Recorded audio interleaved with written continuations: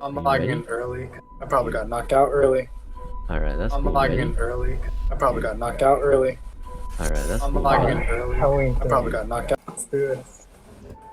All right, so we're live now. Although you're okay, here we go. Okay, so that's loud enough. All right, Alright, Halloween let's go themes. podcast. What's up, Twitch? What's up, YouTube? It's Thursday, October 28th. Oh snap! You got your. Oh man, I guess I should wear something now too. I guess. Oh, hold on. I got something. Halloween Wait. theme.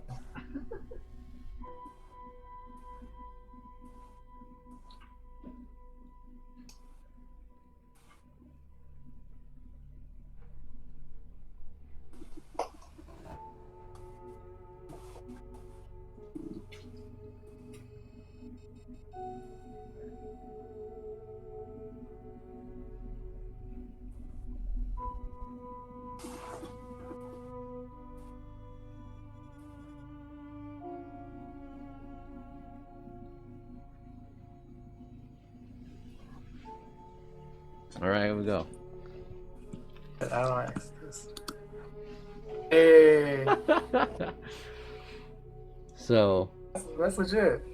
it's Thursday, October 28th. Halloween is this weekend. Just made some ice cream and fresh baked croissant. It's dope. I'm gonna eat this with my mask. That sucks. Anyway, it's gonna be kind of like a Halloween special because we got Halloween this weekend.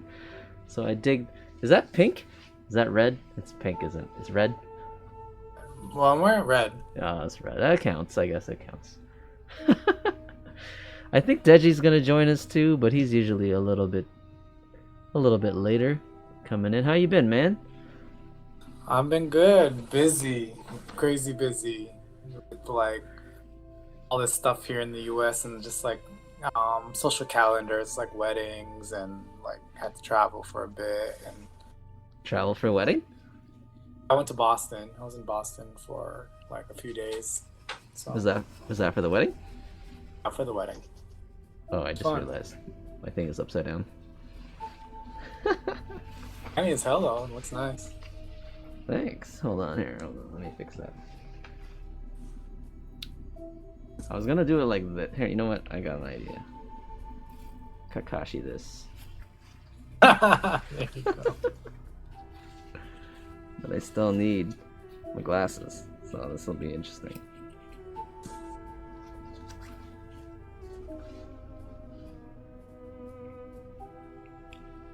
There.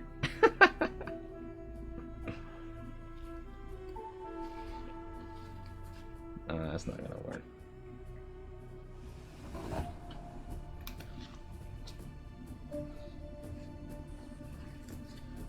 So you went to Chicago. You went to Boston. Boston? Was it Chicago? Yo, how is Chicago. Did you go to Costa Rica? Where'd you go? Puerto Rico? Costa Rica? Rico, I've been to Hawaii like this past year-ish. Oh, Yeah. jeez, man, that's so nice. Pick here. Like you just hop on a flight. Like it's doesn't cost as much as if you're flying like from Canada. You only like your driver's license and You don't need a test either, right? Like a negative COVID test? hey, Hawaii you do. Hawaii you Okay. definitely do. Puerto Rico, uh, Puerto Rico you did. Puerto Rico you did for sure. Because like the islands, they have limited hospital space, so they're more strict. But if you're gonna go, like all over the rest of the U.S., like you're good. But do you have to pay extra for that? You did, right? Oh, it's free, man. The tests? For Puerto Rico and Hawaii? Yeah, Walgreens, it's free. Is Port So you can get a travel one anywhere for free in the US? Yeah, yeah. Oh, snap. Nah, Go to man. Here, Walgreens. like, for Day Day to come here, he had to take one 48 hours before his flight. And he had to pay. He had to pay for that. I'm And down at then, Walgreens. I don't know. And then on the way back, he had to book another one 48 hours before flying back. On the way back, if you're flying, yes. In Canada, yes, you have to do that. But like him going to Toronto, he should have just gone to Walgreens and just booked the Well, I don't know if you knew that. For free. The only issue with it though is like sometimes the appointments are like completely booked out for the Yeah. different Walgreens locations. So it's just drive through, but they have like scheduled blocks that you have to reserve for your test. Ah. And they're See, quick too. Like you get your that results in like 30 minutes. that's what's keeping me from doing like an all-inclusive next month, is the fact that even if I'm trying to book something last minute that's gonna be cheap, it's still gonna cost me like $200 minimum of just getting tested to go and back. Yeah. I mean, unless you go to like maybe an American one, go to Puerto Rico or something. Or Is Puerto Rico part of America? Did I not know this? Puerto Rico's American. So, Is it yeah, a state? territory. So Oh you just need your driver's license. We don't even need passports for us to go to Puerto Rico. man, I don't know. Like, where is that? Off Puerto California? Rico's in the Caribbean. Yeah, yeah. Hold on, I'm gonna look it up right now. Great. Google that. I love Puerto Rico. I love Puerto Rico. Puerto Rico. I think you guys will love Puerto Rico. Looks like a it's- Cuban flag. Where is this?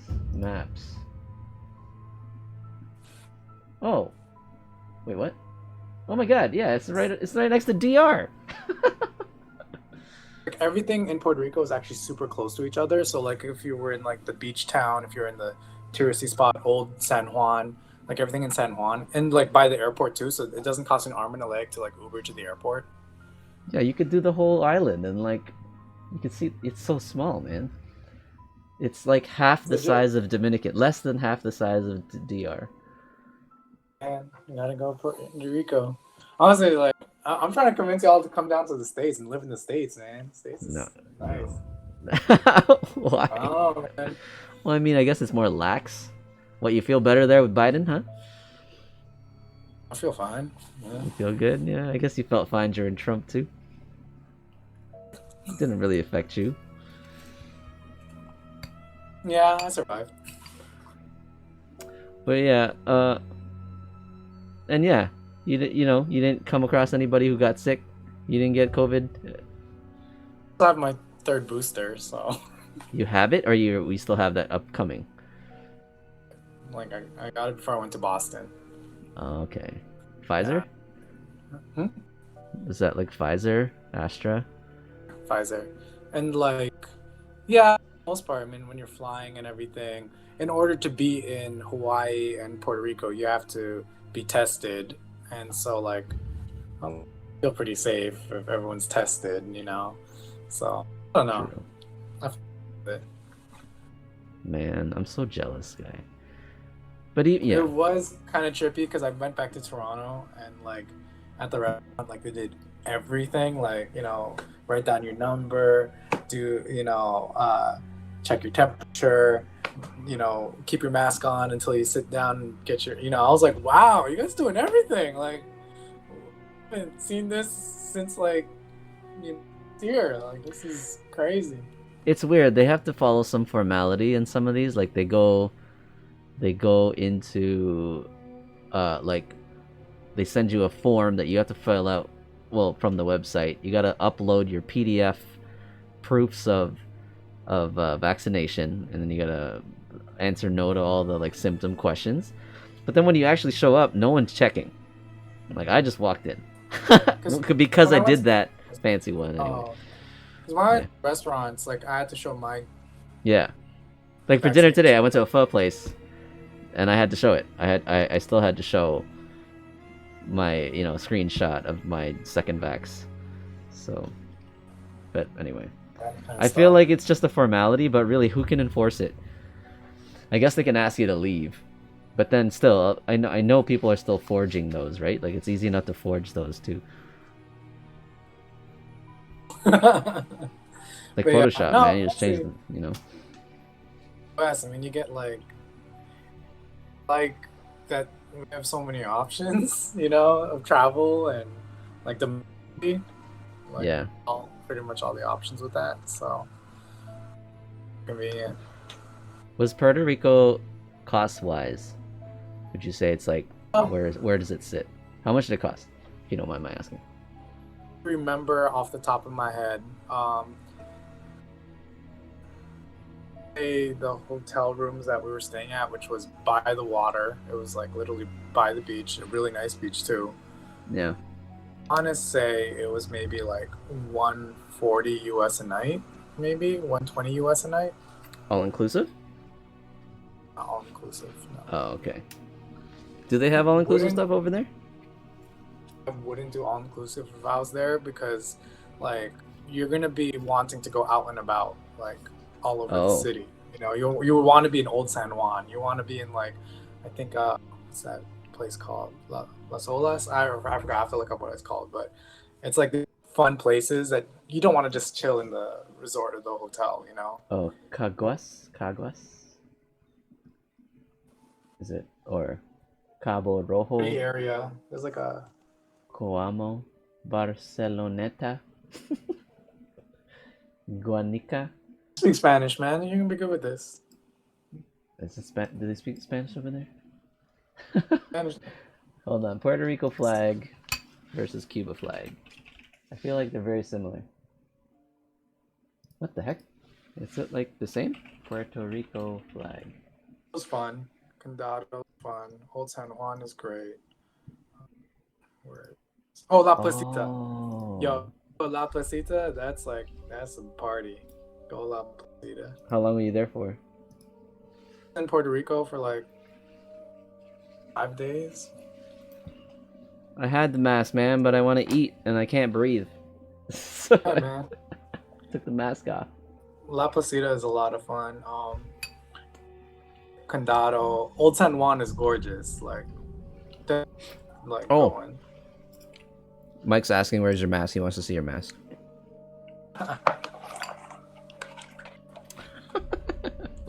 Put that hood on.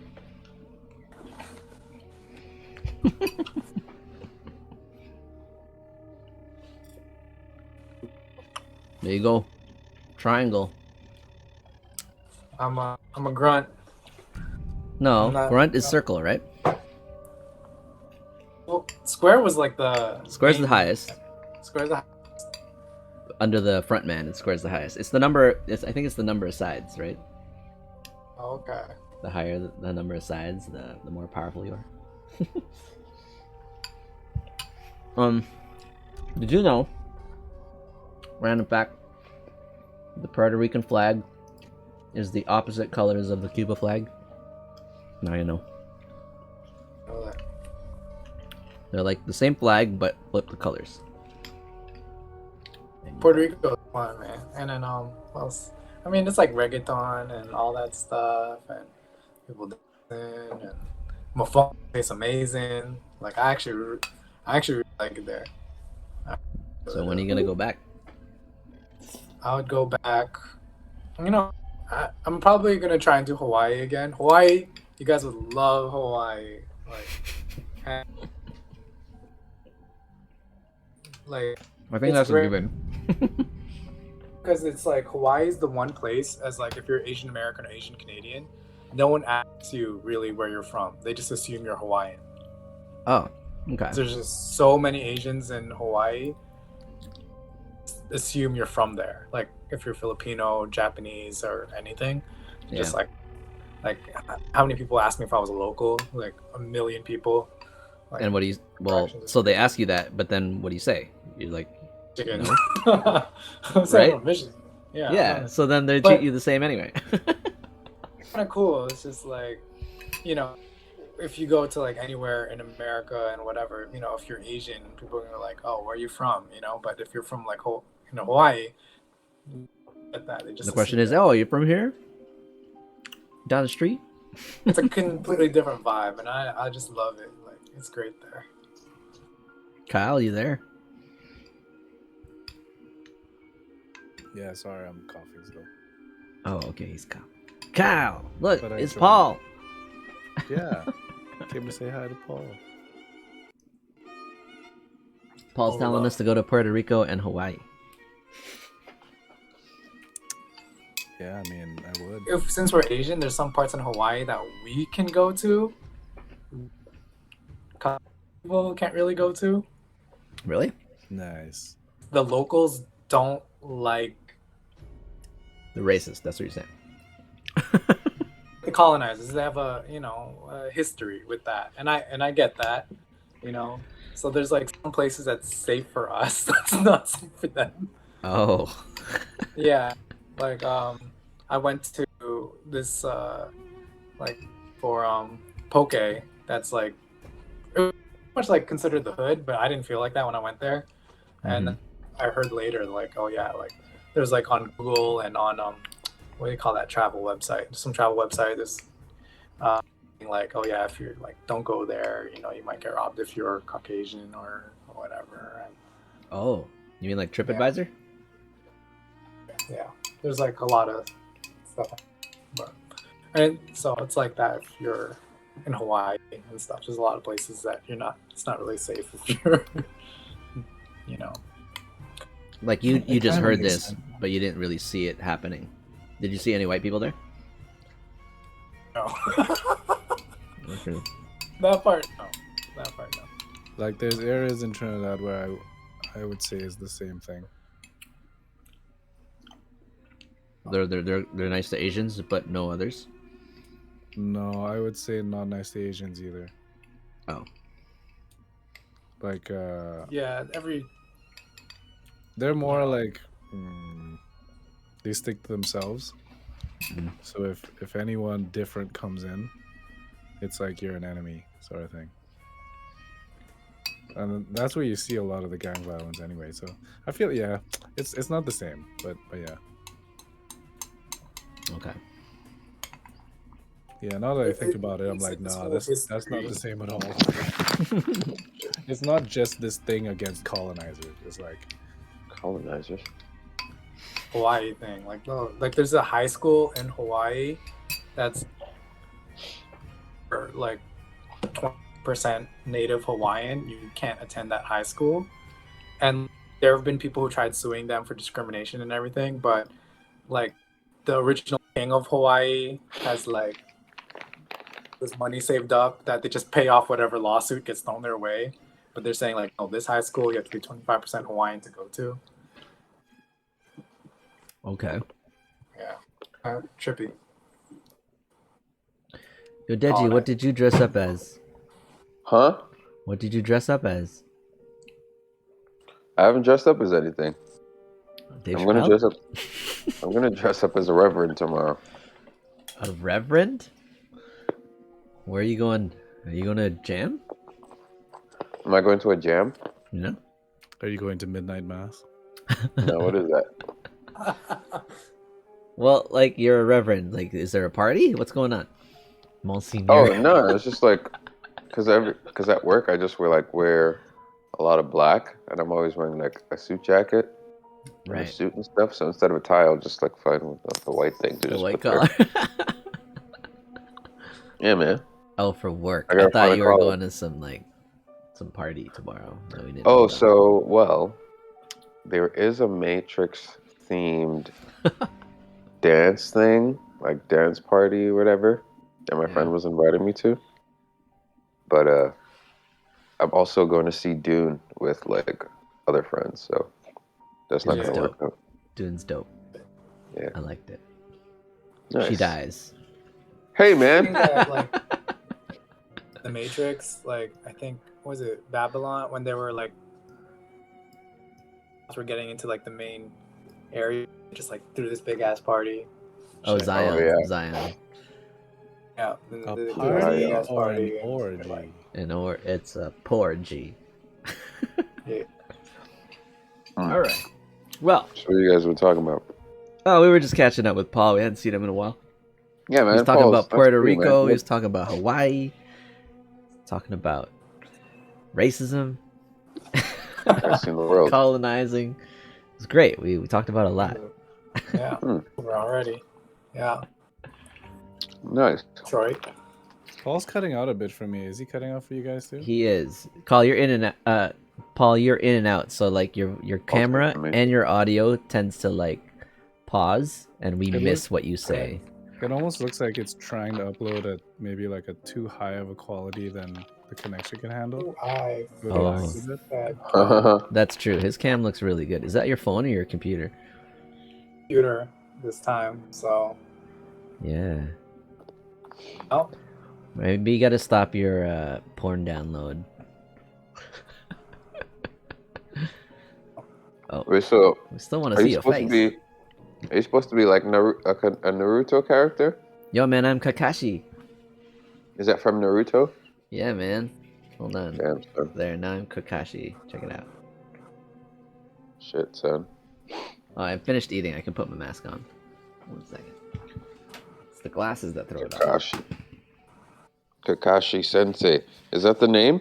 Or is that someone calls themselves Kakashi Sensei? Who calls themselves that? Actually, I think it's his left eye. Yeah, I think it's his left eye. Yeah, I'm going now. I can't hear you. I'm going to this costume. Wait, is he saying something? Can you not hear us?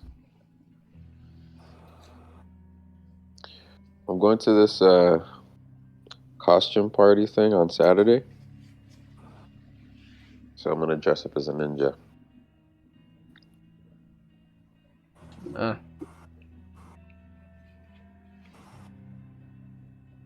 it's not. I want to get one of them Salvador Dali masks or like Money Heist. There we go.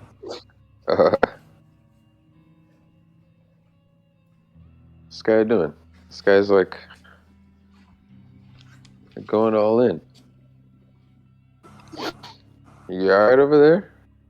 Struggling, yo, struggling. What happened to your A lot. arm? That looks like a lot. Left eye. Yeah, Is what's your up? Is your arm hurt? Mine? Yeah, I had this bad sprain, man. Dang. It's like hurting. I don't even know doing what. Ah. You were mixing that music so hard, dog. The jam sesh. Jams. Oh yeah, thanks for tuning in, guys. Yeah, it's good that you shared it. Good for you. Now Thanks, we can man. know when you come back on. Nice. I just gotta market it so we can get 1 million followers. Yeah, get those donations. Get those donations, man, so I can quit my job. Well, you should Just still go love what you full-time do, Twitch where guy. you won't full time No! Twitch only. Twitch DJ. All right. So On my it resume, is. Twitch DJ. Can you imagine? That'd be dope. It's the It would dream. be dope. It is a dream. All right, it's BrackCast number 40. Every 5, we try to do something a little bit more fun, chill. Although everyone's kind of chill anyway. So yeah, it's Halloween this weekend. So we want to talk about what is your deepest fears. Oh, But man. first, let's define fear. I'll do that right here. Bam. What is fear? Fear is a natural, powerful, and primitive human emotion. It involves a universal biochemical response as well as a high individual emotional response. Fear alerts us to the presence of danger or the threat of harm, whether that danger is physical or psychological. Sometimes fear stems from real threats, but it can also originate from imagined dangers. Blah, blah, blah, blah, blah. All right, guys. So we have a resident psychologist here. Haha. So, what would you say fear is, Dr. Paul? Got it pretty much right. It's primitive response. Like Why is it primitive? it's a learned anxiety. It's used to protect us. Like we grew up with fear because it teaches us like to kind of watch our backs. Like when we were hunter gatherers, like what's the bigger threat out there behind us and everything. So. Actually, it's interesting because that's actually what schizophrenia is. You know how they're talking about that chemical response? Mm-hmm. Schizophrenia is actually an overblown response of that fear response. So, like, you're alone in a room and you feel like someone's maybe watching you and you feel the hairs in your neck, back of your neck stand up. And really is schizophrenia is that overblown response of it. And so you're a very powerful thing. So that fear, your brain is starting to build scenarios in your head. You start hearing voices. Maybe you feel people are after you. Maybe you feel like there's ghosts or demons or anything. And so that's really that is. But fear is, yeah, it's kind of like originally a protective response. Like all diseases, usually it's something that's kind of overwired or anything like that. So of a normal response. Okay. Okay. Mike, you're saying Damn, he's son. not in residency anymore. I'm saying he's the BRAC resident psychiatrist. That's what I'm saying. Of this establishment. He's our resident. Anyway. Okay. So schizophrenia, I don't know why my mind went to like multiple personalities, but that is that something else? Thing. Yeah, that's Yeah, the they get confused a lot, those two. Oh, okay. thing. That's like a trauma response versus schizophrenia is you don't have different personalities. Schizophrenia is you're hearing voices, and the voices are not. Well, there's different forms of schizophrenia, but It's like not the people that get necessarily confused with okay. the multiple personality is they have voices that people hear. Like they hear different voices, but it doesn't mean that those are the personalities that take over the person. Okay, but It might tell is them there to do something. are they both stemmed from the fear aspect? Well, multiple personalities typically stems from trauma. Like when going through some severe trauma, like sexual abuse, rape, physical abuse, anything like that, it's kind of like a safety mechanism that they kind of leave their body, Okay. or they develop other personalities to kind of cope and escape said thing. So that's like the different kind of pathology. Like one comes from trauma, the other one comes from like just a bad roll of the genetic dice and or drugs or whatever. So Okay. So you use the word primitive human emotion. Like what are other primitive human emotions, and what would be is there a what's the opposite of primitive? Like is there like an advanced humor is a human emotion? mature. Mature. Trolling. Like Humor's your animals, mature you know? Think of emotional. like any animal, right? Okay. Animals be hungry, they be angry, you know. So love is mature? It depends on your definition of what like love is. Like, are you talking about like because love could break it down to like eros and so forth. You know, there's like different kinds of love, um, like eros and a bunch of different ones. Oh, right. Okay, yes, It's a I've huge heard of that. spectrum of what you're kind of asking there, but I guess I'm wanting to just reproduce. That's primitive.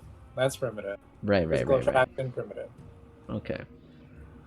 So, I guess we could talk. I don't know if anyone wants to kind of share, any kind of maybe silly fears people have versus like really deep, disabling fears that people might have. Anyone want to share? I'll share a legitimate fear. Falling asleep and fucking missing some important shit. Falling Like, asleep. that's, Okay. yeah, because like today, right? Legitimate fear. After work, I'm like tired. I'm like, okay, let me do a bunch of shit. Then I'll like get ready for BrackCast later. Because I know over the last couple weeks, before BrackCast, I'm usually like late or like I pass out and I wake up like shortly after it started. So let me set an alarm and let me put my alarm somewhere far so that when it rings, I won't fall asleep. I'll have to get out of my bed to go get it. Hmm. So I did that today. It was like Yeah, you're still late. 7:15, right? 7:15. Set Yeah. the alarm, put it on my heater. I'm like, all right, fine. Guess what time I woke up? 10:45. Okay. Oh shit. So was So your it's alarm like, just going off the whole time? so I think it went off, and then like in my stupor, I picked it up and turned it off. Because when I woke up properly, the alarm was like beside my phone was like beside me. Oh. So like that's like a fear I have, like fucking doing that for work or some shit. Specifically for work. Okay. Like, yeah, it's just like I'm supposed to be on the floor for like 7:30, but like I blow past my alarm and wake up at 9. Look at my phone, I got 4 missed calls. Oh my god. All from Yeah, the if you're same doing chick. like work stuff, yeah. I used to fear like getting a question from my boss that I couldn't really answer. And like just looking kind of stupid, you know what I mean? Yep. Does that fear stem from an experience first? Or Well, in general, I don't care about anything, but like, I remember feeling like that. I remember that feeling like, So Kyle, and then the thought comes to my head like, oh God, I hope I know what she's gonna ask me about, or else I'm gonna feel real So stupid. Kyle. Yeah. Oh no. Oh shit. So Yeah, no, that's legit. That's legit. Like fear of like looking stupid. no, but I wonder if the fear would it, okay. If you've not suffered the consequence before, are you really projecting what that consequence could be, and that's what generates the fear? Or it's happened before, therefore you know how bad it was, and therefore you've developed a fear for it? I think both things can be true. Because like you think of a lot of fears that people have, fear of heights or fear of skydiving. It's not until they actually do the thing that they're like, oh shit. So they just have like this pre-imagined fear from like maybe videos they saw or just their own imagination. Whereas some people, it's like a legitimate experience. Maybe like in high school, you got called out in class for a question and you didn't know the answer, and the teacher was just there looking at you, and all your classmates were just like, so like maybe just in your later adult life, you really want to prevent something like that from happening. Even if it's like it didn't happen at the same, that's like a kindergarten thing or like grade school thing, and this is like a workforce adult thing. Like you don't want to relive that experience. Or it could have happened when you were an adult, like you were in a meeting, the director asked you some shit, you were just like, I'm not sure. And then he was like, oh, well, it's your job to be sure or something, Yeah. comes from just like the fear of like, oh, I wasn't listening, I'm probably gonna mess up, and then you start building up this like whole scenario of like the consequences of messing up. Afraid to like deal with that, afraid of that happening. I mentioned earlier in the chat, like the notion of maybe talking about dreams. That was coming from more of like a personal experience lately, because I've been very busy this month. And, in general, before I shoot a gig, I have a little bit of like anxiety. Like I'm nervous about it because I don't want to do bad. Like I want to do well. I want to perform well. I want to make sure that I don't, forget any key details I need to capture, anybody's names and stuff. But I found every gig where it would be like maybe my responsibility is just a bit higher than normal, or maybe it's I'm going to be experiencing something for the first time. The night before, I have an extra vivid dream about something related to what could go wrong the next day. Like, yeah, like a time critical thing is definitely one of them. Like, one of them was being late, like traffic, or like I forgot something and I had to turn back and go back and get it, and then I had to, like this was the dream in the dream, but I think it's real. And then the next day I don't sleep very well. I didn't sleep very well, but I have to go and perform, which is fine. I still I do the thing. I do my job. I do a good job, but that fear aspect, primitive or not, do you think? Yeah, Paul, like, can that reach the subconscious where I'm sleeping? Like, well, for sure, I think so. I don't know, cause like, so you have your super ego, and id, right?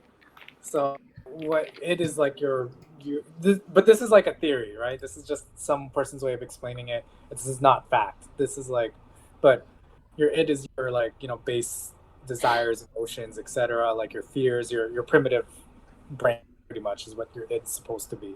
okay, Your ego, super ego, or pretty much your ego is kind of sorting out your super ego and your id. And super ego, I might have them too mixed up, but super ego is like the rules, society, and how you want to dictate your life, right? Bed, the ego, the super ego, which is our frontal lobe, is falling asleep. okay. Unwild. So that, like people say, dreams and everything. That's why people with PTSD, typically their traumatic events comes in the form of dreams and nightmares. Like you said, did you say id runs wild? Sorry, you're like, you froze again. Yeah, you froze again. Froze so in a bad frame, yo. So you said I cut off. Yeah, I don't know. Like you pause and then you come back. You pause and then you come back. So Sorry we're about missing. that. I don't know what I'm gonna do with this connection. But can you hear me now clearly?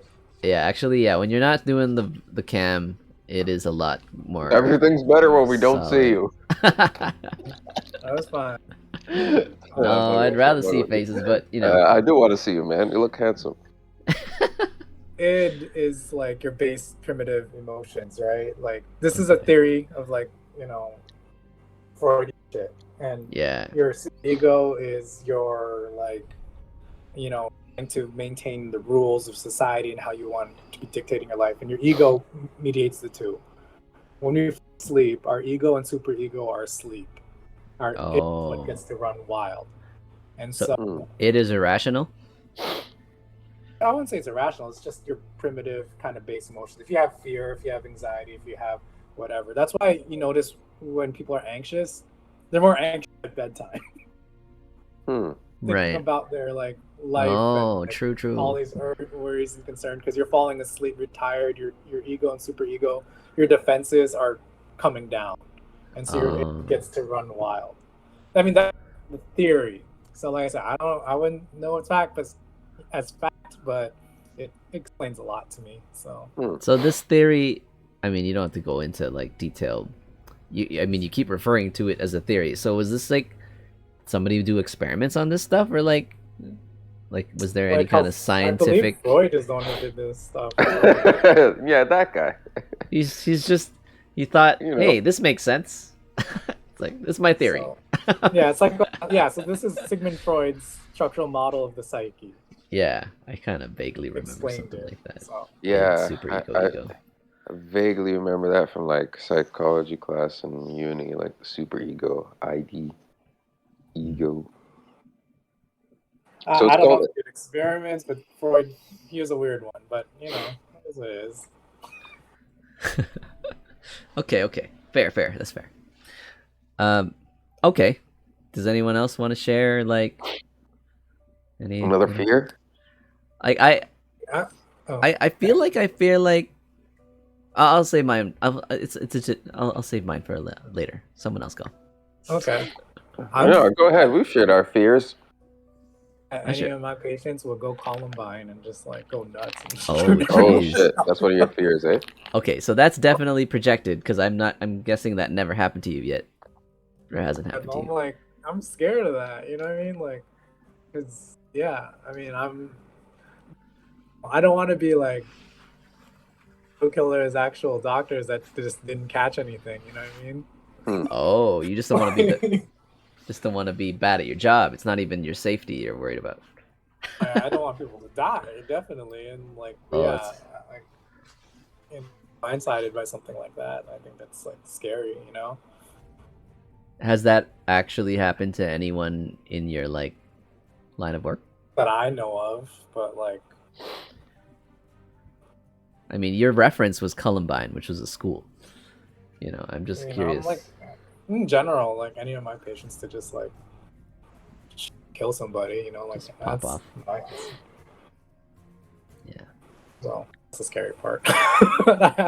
So, is it okay? I'm gonna ask back to Deji, but back to you first, Paul. It's one of your deepest, you said, yeah? But no, maybe not. Like, what would classify like a deep fear? Something that like debilitates you and like hurts you daily, or like obviously you don't think about this every day, right? Do you? I work, so every day you go into work, you're just like, please God, let's today not be that day. Oh, like when I discharge a patient, I always think to myself like, oh God, just please. Like, like it's actually pretty anxiety provoking. I mean, right? I'm always worried. I mean, yeah, you have liability there. You have to do not just the good job, but like the correct. You gotta assess correctly, I guess. Mm-hmm. Yeah, so that's my fear. That's a pretty legitimate big fear, I'd say. Yeah, is other people's lives are on the line, not just your own, not just the patients, but like other innocent people. That makes sense. Yeah, I guess like Depending on your career too, right? The liability of you not doing your job correctly could lead to harm happening to someone else. So I guess there's always this like in those fields, there's always like an underlying, maybe not necessarily fear, but like concern about not doing a good job. Like I feel like that's always there. Well, some people Even just though don't you, care. Some people just don't care, right? Remember when I had like, oh, I can never do construction work, or I can't do anything. It's like, yo, I would fuck up somehow. nope, Just like fuck some that. building would collapse and people would get hurt. Like, Really? I'm not even worried about the building. I'm worried about me needing to sneeze and be like, phew, huh. What the fuck? Like some shit like that. Fuck that. So accountability is avoided? Like you try to avoid that kind of thing? I mean, my your job. career, you know, you just gotta radically accept it's part of the job. Yeah. Well, some Job. I mean, people will actually it's good to have choose. that fear. Some people would choose a career or like a job that puts them away from such accountability, right? Wouldn't some people actually That- like steer away from that? It's necessary for me to do my job well, like so make sure I like check all the boxes, do a full risk assessments and everything. Yeah. So So scary. okay. So Deji, did you want to share one again, or Kyle, did you have a deeper one? Oh man, how deep are we getting? Well, I mean, the title's deepest. Okay. The most. So another fear I have is actually a fear of the dark. I've Really? always had that. Like, yeah, I've always had that since like I was a little kid. I love Yeah, it. man. Do you sleep with a nightlight? I sleep with the TV on. Oh, snap. Yeah. Muted? Very low volume. Or I'll Is it- sleep with like if I'm sleeping with like a lamp on in the room, it'll just be like in the corner or some shit. Is the TV, is there content, or is it like the snowy stuff? It's just like like a random show. Okay. Yeah. I think darkness and silence together is like so terrifying. Cause like, Yeah. who's in there? Who's there? Filling in the Yeah. blanks. Yeah, man. So like that, like ever since I was a little kid, I remember when because we moved from Nigeria to Canada, me and my family, when I was 9, and like I remember in Nigeria, like I would always have to, those kerosene lanterns. You guys remember those? Yeah. Yeah, they would You always have to mentioned be that. one like burning before I fell asleep, and then like I always needed like a nightlight when I was a little kid. So yeah, man. Dan asks if you go camping. No. Would you? I have in the past, but like with a big group of friends. During the day? No, we slept there for like the weekend and shit. Like It out was in like the bush? legit camping. Yeah, it was like legit camping. So Yeah. you had to like go out in the dark to Oh well, like not do your like business? in the bush, but like it was Were you like a close to camping Were you close to your car? place. Or no? Shit.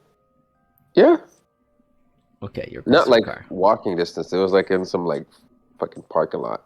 Okay. Yeah. Did you have access to a porta potty, or was it in the wild? There was facilities. Okay. Okay. Yeah. So it's So- not like the camping. I'm not doing that shit. Fuck that. I mean it's a little scary in like, 2 a.m. to go out in pitch dark and the only thing lighting up, if you have the moon or the stars, to go and use a headlamp to use the natural facilities. Nope. It's quite a feat. Shan't be me. Fuck that. What? Okay. You don't know what's out there? Well, you assume you know what's out there based on what's written in the Alright. guides, You stay assuming. like bears and stuff. Fuck That let that, slip yo. through the cracks, man. You never know. Okay, well, Yeah. I wanted to bring up last week on Friday we did Haunt Manor, which was a horror experience excursion. I thought it was just gonna be like, like a on the strip of Niagara, where it was gonna be a facility that you go in and they make it look like a house or something, or like maybe a bunch of houses.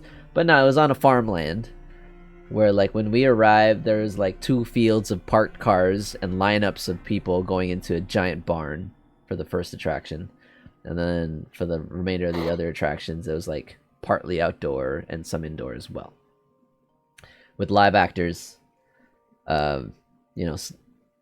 scare tactics, kind of a maze going through everything. So Deji, that was your first kind of a haunt experience.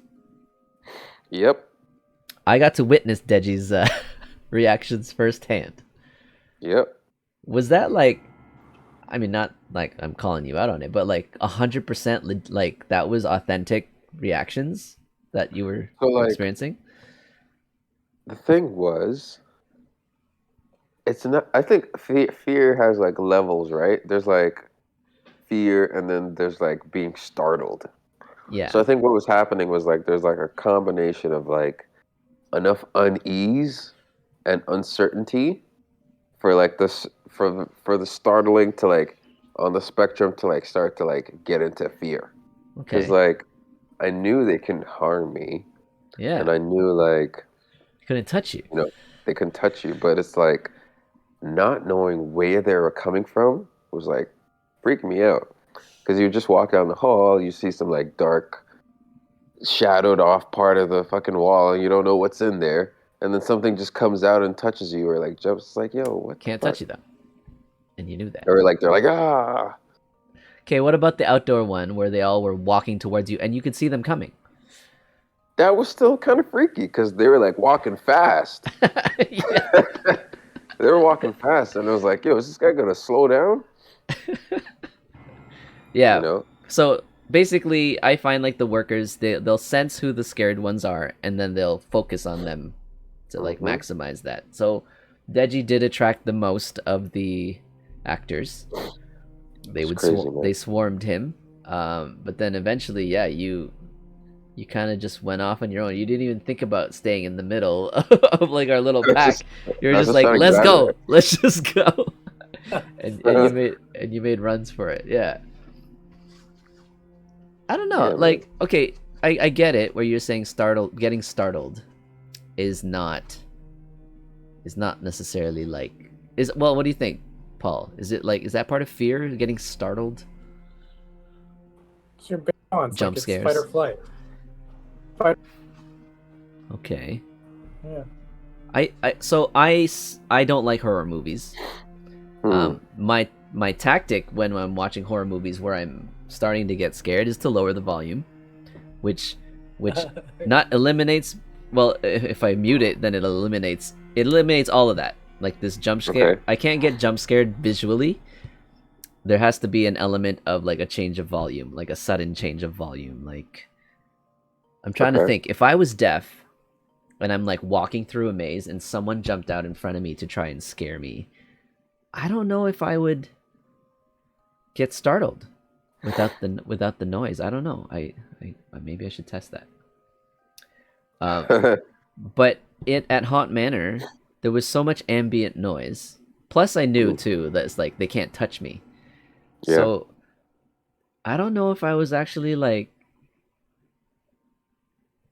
scared. I was a little uneasy, I guess, going through the maze in the dark because I don't know where to turn, and that built up a little bit of that anxiety of like, okay, will they jump out here once I turn this corner? Or I'm looking at something that I'm like, is that real or fake? And I have to decide if it's real or fake, and then you realize when it is real or fake. But at that point, you're too close, and then they scare you. So it was fun. I mean, I'd say it was worth the money. Would I do it again? Maybe, if it was like a big group excursion. Deji, would you do it again? It depends, because I think that's like the max level I can handle. Like that shit Day and Dan were talking about, fuck that. In Japan. Fuck That Did shit. it in Japan. What? Japan. I Yes. think Day and Dan did something in Japan. Yeah, so they did what we did, but they did a hospital. So what they said was in Japan, there's a huge ass abandoned hospital, and that hospital is the whole ride. So you basically just go in and you just walk through that whole shit. You go upstairs, downstairs, upstairs, like, and the way they were describing it, like they said at one point you're at the end of this hall, and straight down the hall there's just a whole bunch of like open doors, and it's just empty, but you know there's like shit in the doors. That. Fuck that. That's I don't think I would do that one. No, I don't think I would Down pay the for hallway. I that. literally just sprint down the hallway. I'd be like, that one. Yeah, and huh. I don't think I'd be doing that. No. Can they Yeah, touch you? man. Did they say if they were able to be touched there? Probably at the time. It was pre-pandemic, right? I'm not sure. I'm guessing pre-pandemic anyone was allowed to touch. Like, were they? I don't know. Did you God, guys can do you screamers imagine? and stuff? Yeah, I don't know, man. I don't think I can handle that. If they Yeah, can I like couldn't. grab my ankle or my hand or my Oh shoulder or my something. God! Like just from like you're just walking, you just feel some hand grab your leg. Yeah, just like hold on What? to your hand. Yeah. I'd stomp on that hand for sure. Oh yeah, for sure. That's probably why they wouldn't do that. Yeah, I think Speaking of which, that's where I draw the line. Touch? that's one of my fears: getting I'll defend maimed. myself. Was that Kyle? Sorry. That oh Oh, I was just saying, like, yeah, I will defend myself if someone like touches me or comes like too close to me, Right. and like if I get any sense of aggression, and I'll do it. I feel like I will do it without thinking, Yeah. and so I hmm. could get in trouble. So if I go to this place knowing that they're trying to scare me, but like they touch me, it's not good. Like some Like of these. when I did the unknown, the escape room, and the actor was there. He came right up to my face, and I was Yeah. like, "Do not touch me. I will defend myself." Oh, you said that Oh too? shit! Yeah. Yeah. Yeah. Oh shit! And then he walked away. Dude, That's funny. yeah. Some of these actors were like, we're wearing masks, but they went like close to your face to scare and yelled really loudly. Like Yeah, they were yelling. and I don't know about that. Like that's COVID. That's against a COVID protocol. I'm gonna say. Like, That's true. So what they wanted, it was more jump scares then. Yeah. yeah. 'Cause, like what I say, how I rate a horror movie was, I like to get creeped out. I don't like Yeah. Yeah. jump scares. Don't do nothing for me. Am I getting surprised? Okay, I might be a little surprised. That does Yeah. not mean I'm scared. I Yeah. like things Yeah. that actually scare me. Yeah. I mean, at this Yeah. point, like I would tell Dan, like I'm totally desensitized. Like nothing Creeps you out anymore. nothing creeps me out. Yeah, like it's I- hard to scare me. I'd say of all time, The Ring. The Ring was the one that, like, maybe for a week I didn't want to go in the basement by myself in the dark. Yeah. It's the only one I can think of, like, where because we saw the video. You see the tape that everyone is not supposed to watch or else they die, and they show it to us, and then just the weird images in that video was like enough to give me a little bit of the creeps. So, Yeah, I never watched that like that. I always think, this is a movie. yeah. And these are things that these actors like. I think like that when I'm watching the movie. I'm like, oh, how did they get that girl to float like that? Oh, what effect was that used to get her to crawl out of the TV? That's really cool. Like that's what I think of when I'm watching it. I don't think like, oh my god, she's gonna crawl out of my TV and scare me. Oh no, I never thought that I was in personal danger. It was Oh shit! No, I just mean like yeah. it doesn't hit me like it's as it's supposed to. Like you Yeah. make this movie to freak people out, but I just think of like how if it has some kind of effect, I always think like, oh, that's really cool. Like how did they do that? or if the So- makeup is really good, or yeah. I don't. You said you were desensitized. When was the last time you think you were legitimately scared by like a movie? Maybe not legitimately, but like Well, when I was a kid, I used to watch all these R movies with my cousin. We used to like sneak out at night.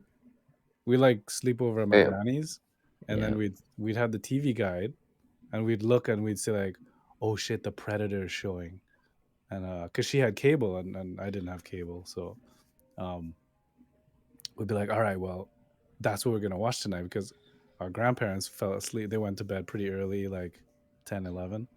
yeah. And we'd seen the TV guide that's showing at 1 or 1:30. We're like, "Oh man!" And so we were maybe like 8 or 9, and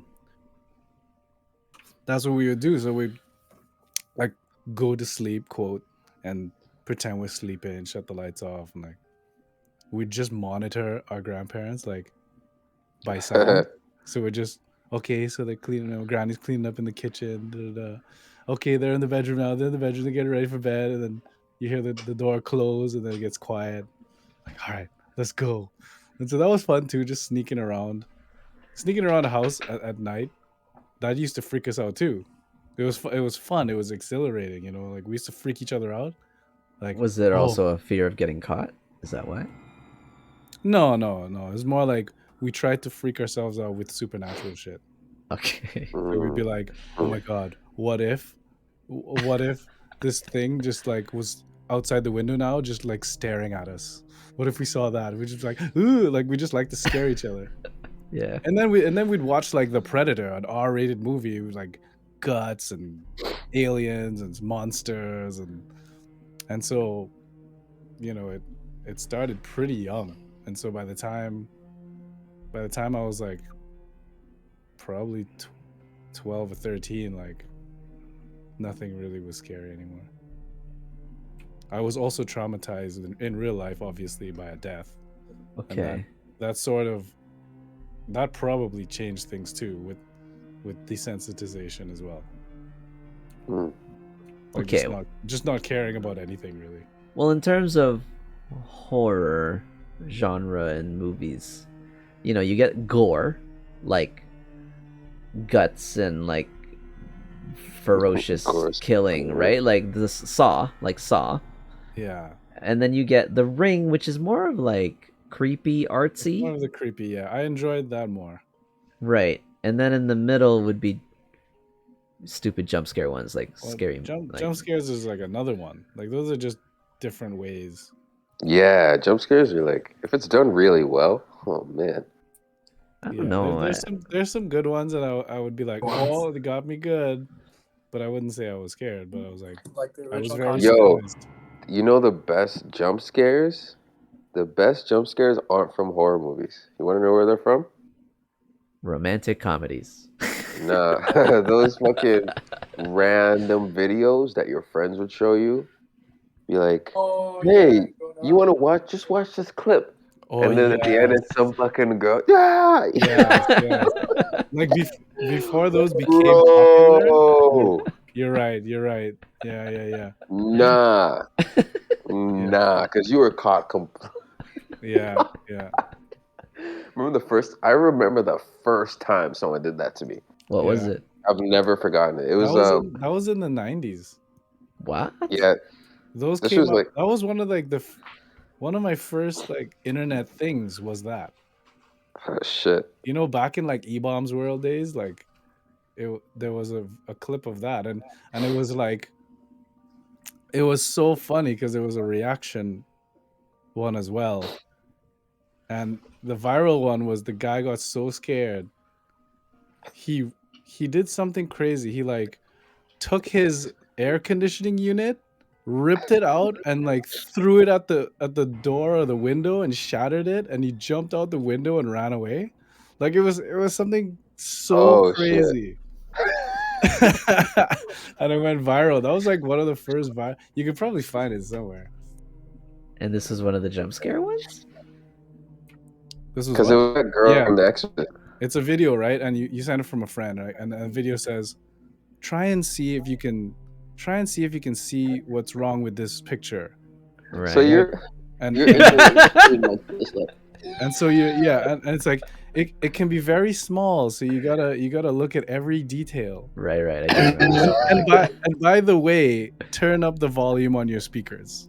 Like it had some stupid warning like that. Yeah. And you're like so that you'd clearly know. Like at the very beginning, it's like warning.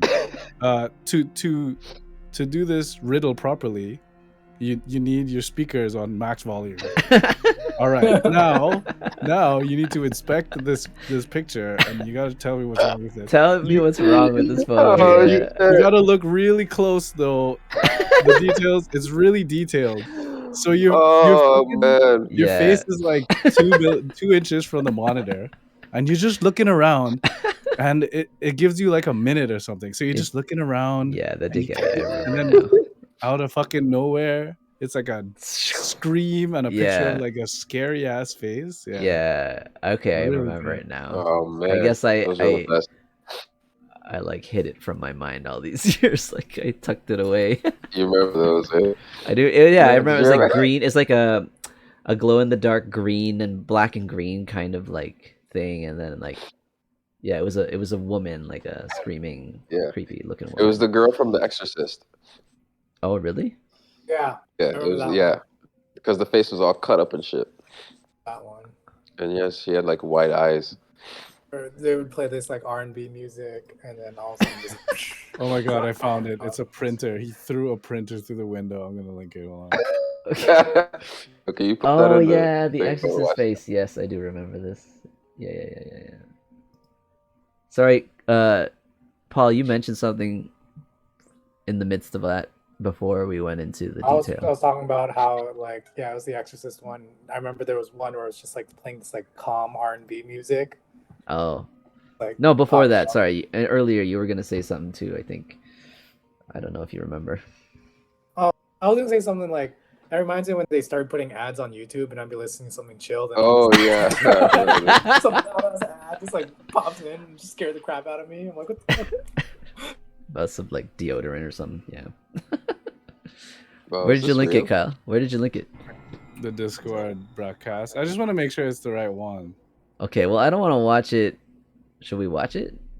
And I'm watching it. Gotta go watch to it. bed. oh, I see it on the screen, man. Like I see her face on the screen on that thumbnail already. Shit. Yeah, I'll save that for. I I'm feel like. watching this. It's just about. Hold on. Let me watch it. Oh shit! Wow, he's like right there, and you can't see him. Let me see this. Oh god. Yeah, I don't know if this. I don't know. Is if there a this jump the scare? one. Like what's funny is that's not the face that I remember on the scare video. 7 million. He's like right there. How could he not see him? Can I show this as an example? You know what? Let's just do it. Let's do it. TOS. Maybe if I mute it. I'll mute it so we don't have the sound. Oh, but Well, then you there's can like... you can jump. The scare is near the end, so you can like jump around. Probably. So... And Lately, if you're with pranks and stuff commentating, like doesn't that mean So, it's not TOS? what I'm gonna do is I'm gonna get him back. Oh yeah, we're reacting to it. Yeah, that's a kind of reaction with it. Reacting to it. But what I did was I put on this internet maze thing. This is almost Halloween. I want to lower my volume. CIO weekends. Okay, that seems legit. That seems like a legit scare. Oh, he's scaring his buddy. Yeah,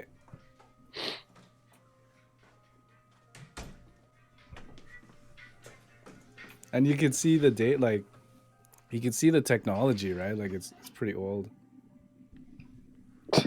It's a flat screen. Yeah, it's old, but not as old as I thought. Guys in IT. Because I think there's another reaction that I'm thinking of, because it's a different face too. It's like the original scare video is not that little snake thing. It's the funny thing that I described. Okay, I don't know. I don't know about him. Broke the window and...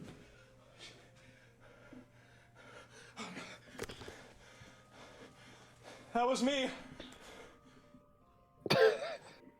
Either way, it's pretty funny. Just grabs the whole printer. Oh, I thought that was a jump man. scare for us too. Oh, my bad. But yeah, I don't remember the snake. I remember like a room where you had to find something in a room, and it was like glow in the Yeah, dark colored. because someone did it to me. Yeah, like it wasn't a snaky thing. Yeah. Like, well, there's a bunch of videos of people reacting to the snaky one though. Oh. That's funny though. Oh, bye, Paul. Bye, Where Paul. you go? You scared him off.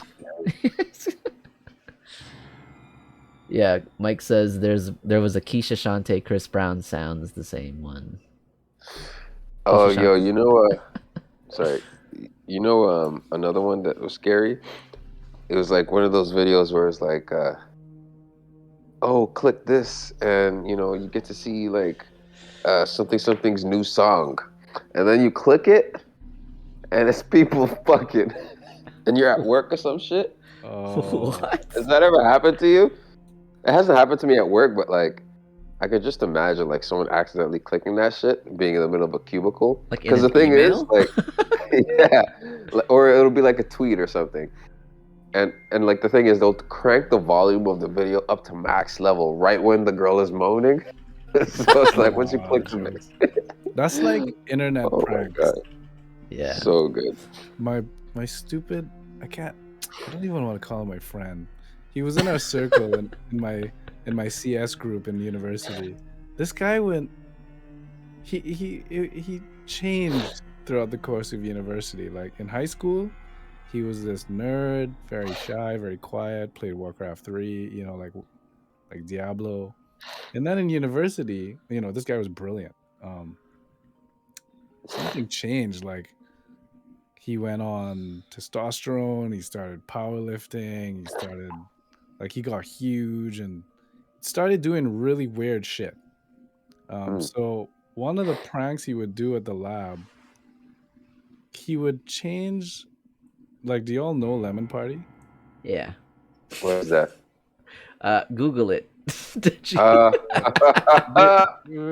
Basically, it's gross. It's like It's old, gross.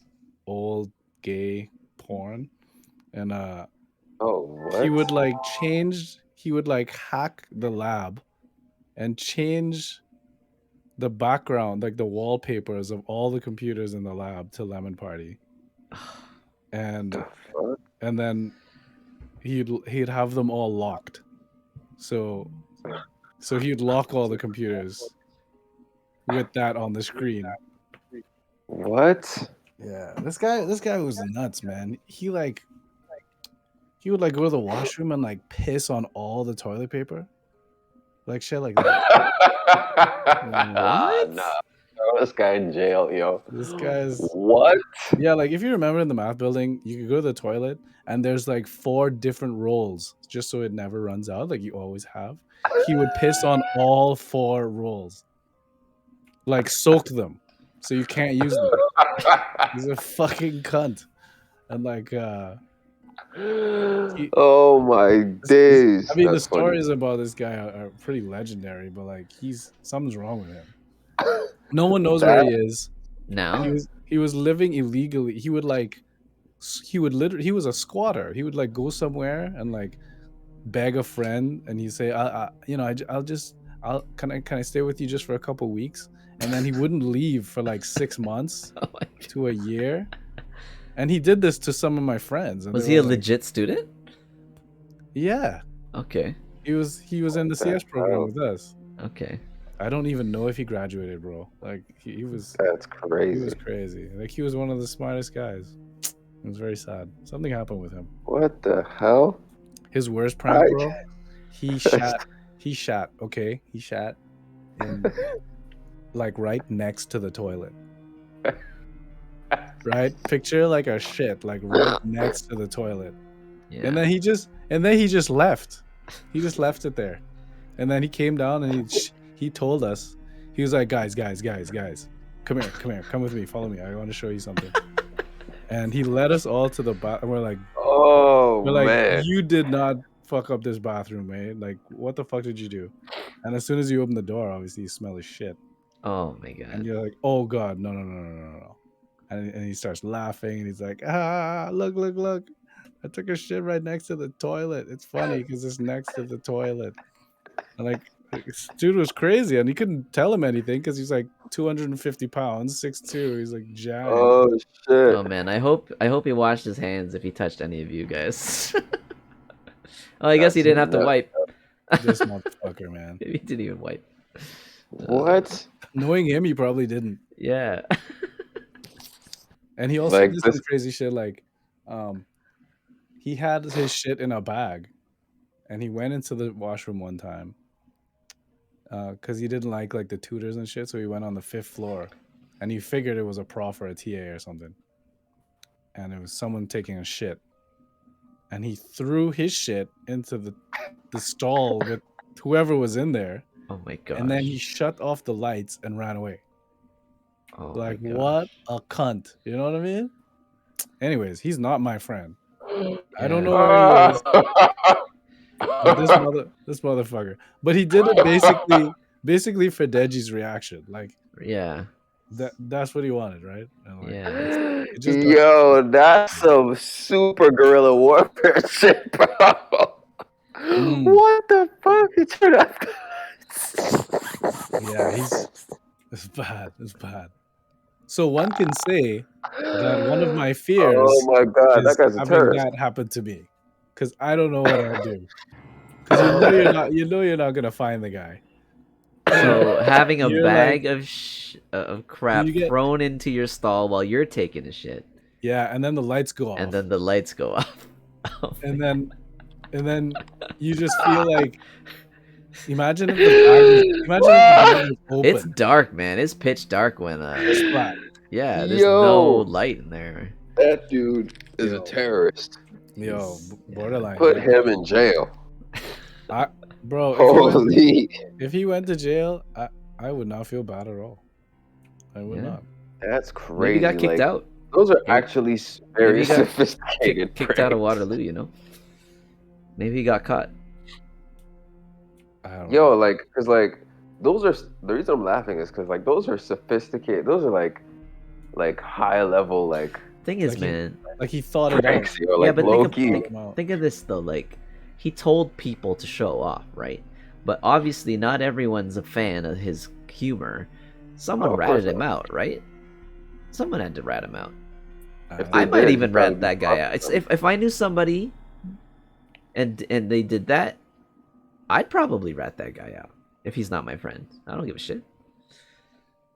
Even if he's like Throwing jacked, the you're one like, I oh my god, he's gonna beat me up. I don't know if he did it or not. Anonymous, you know. Because half of the things he would say, you don't know if he actually did it. But okay, but he showed you the Like- shit next to the toilet, though. Oh, he definitely That's did that. crazy. He definitely did that.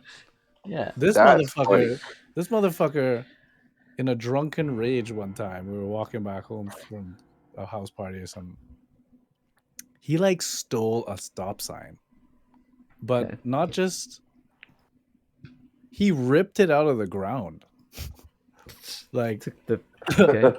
like with the concrete and everything. Oh shit. Like What? Okay. it was Damn. crazy. That was back Wow. when he was like squatting, 600 pounds or whatever. Wow, so this guy would just like be staying with people in their house, just being jacked and shit, and being like a weirdo. Well, the squatting happened after graduation, so like, Oh. I just heard from friends that like, who kind of followed him. He's like, oh man, I heard about him, and now he's in this province or that country, and apparently he's just What the fuck? staying there with another friend of ours, and the friend literally can't get him to leave, and then like shit like that. What the fuck? Fuck that. That sounds like a nightmare. I'm scared of that shit. Yeah. So Sorry. he's beer. one of my fears. Wow.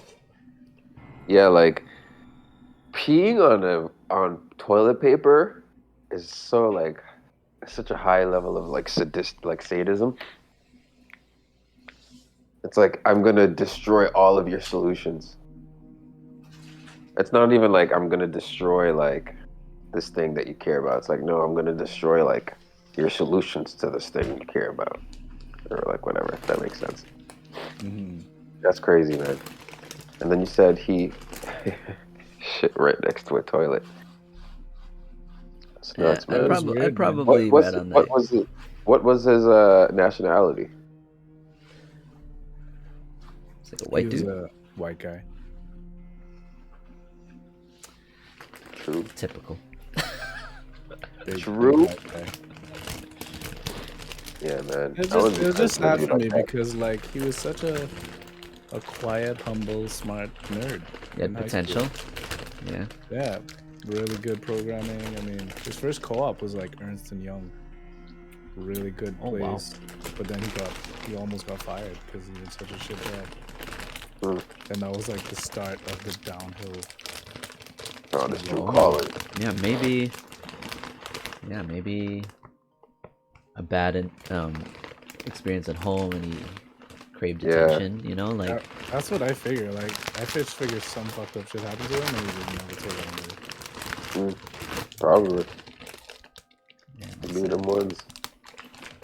'Cause, I mean, he was the type to get bullied, right? Like he Oh, was okay. like a skinny nerd, just played video games, stayed inside, really pale, like. But he was like a nice guy. Like I was friends with the nerds because I was a nerd. I think I was friends with everybody. I was friends with like a lot of the Caribbean people, obviously, with the Asian crew. I seemed to blend in with any kind of crowd, like the athletes. I like sports. Mm. I was an actor. I was like, I seemed to fit in with a lot of crowds in high school, and it was just sad. It was just sad to see the fall of a friend.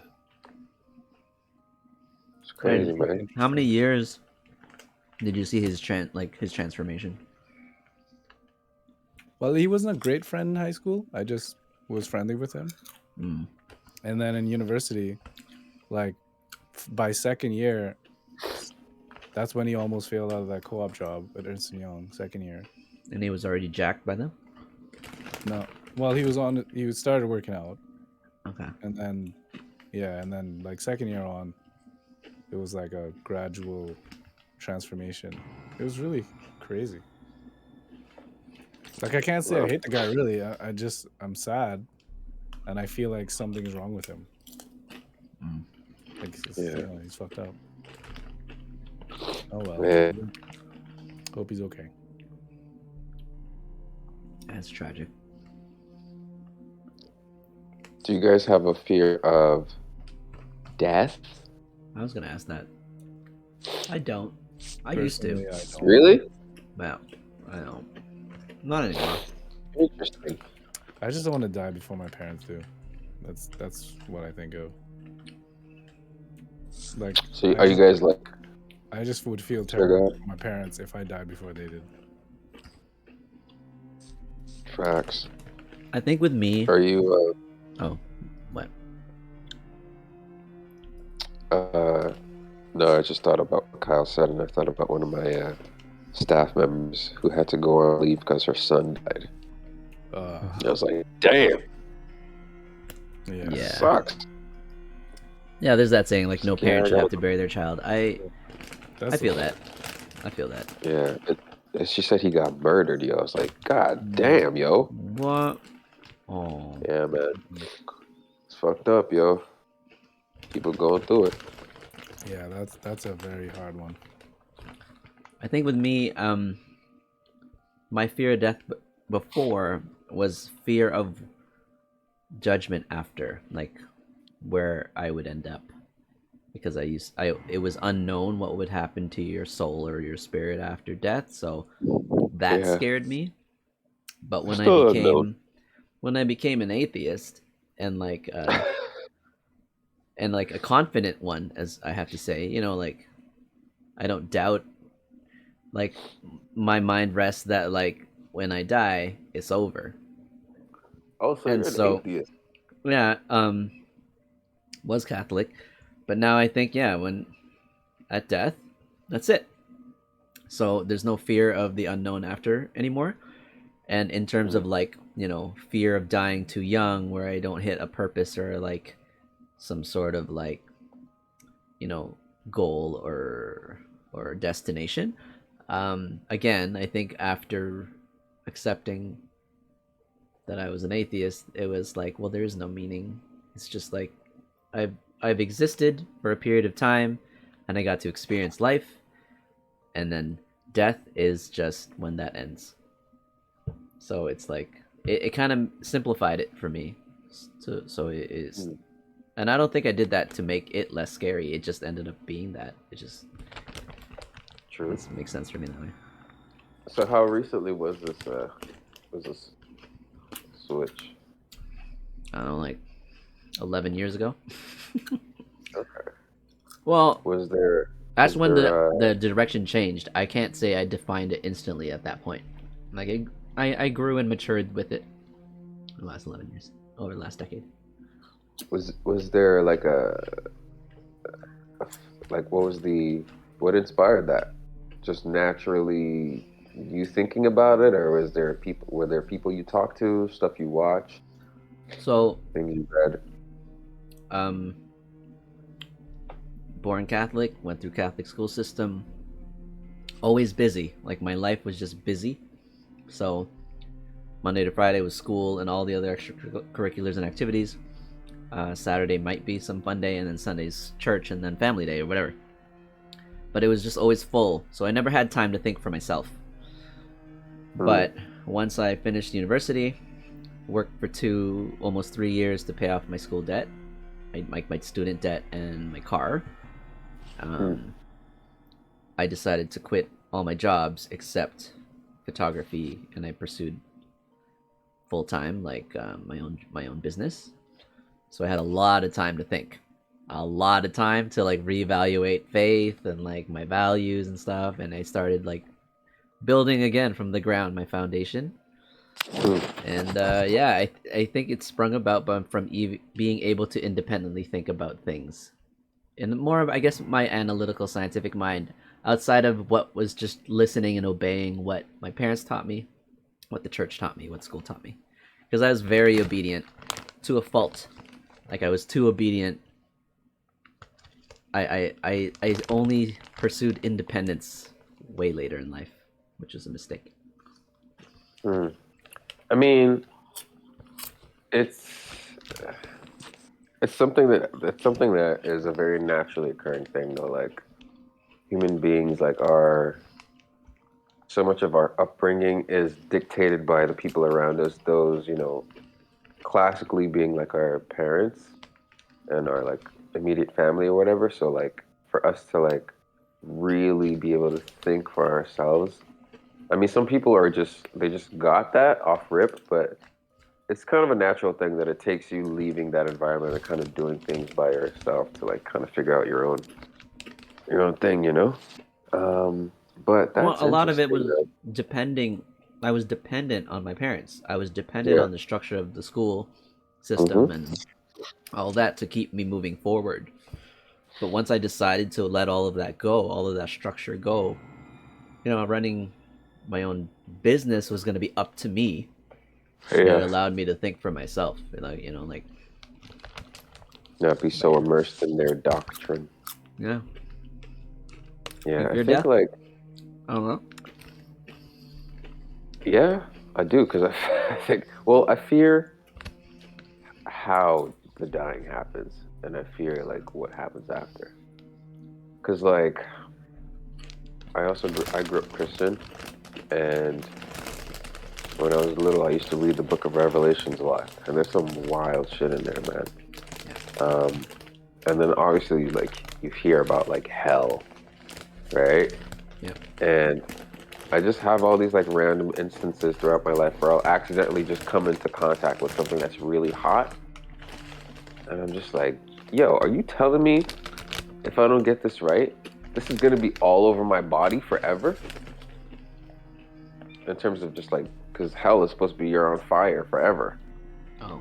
So, Okay. so like when I like feel a hot like element or something on the stove, and I'm like, ah, and it's like, yo, are you telling me like this is gonna be forever? Like this is gonna be all over my body? What I just like, I didn't even touch it. It was like, oh my god.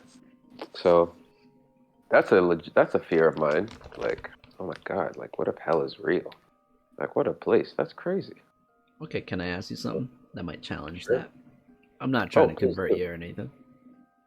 But that experience you just had with the hot thing Mm-hmm.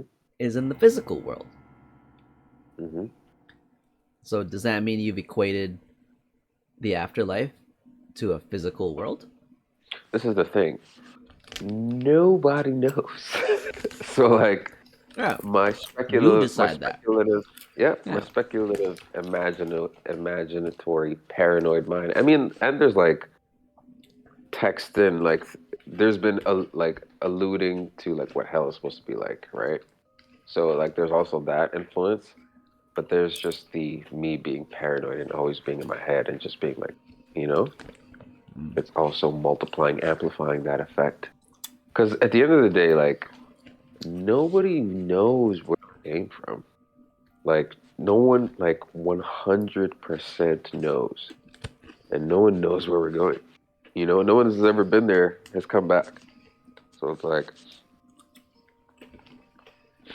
yeah, man, fear of the unknown. Kyle, Because any I do input? think about that, Oh, like, sorry. Go oh, ahead. sorry, yeah, because I do think about that, like, okay, I know, like, me being brought up in this Christian environment has conditioned me to think a certain way.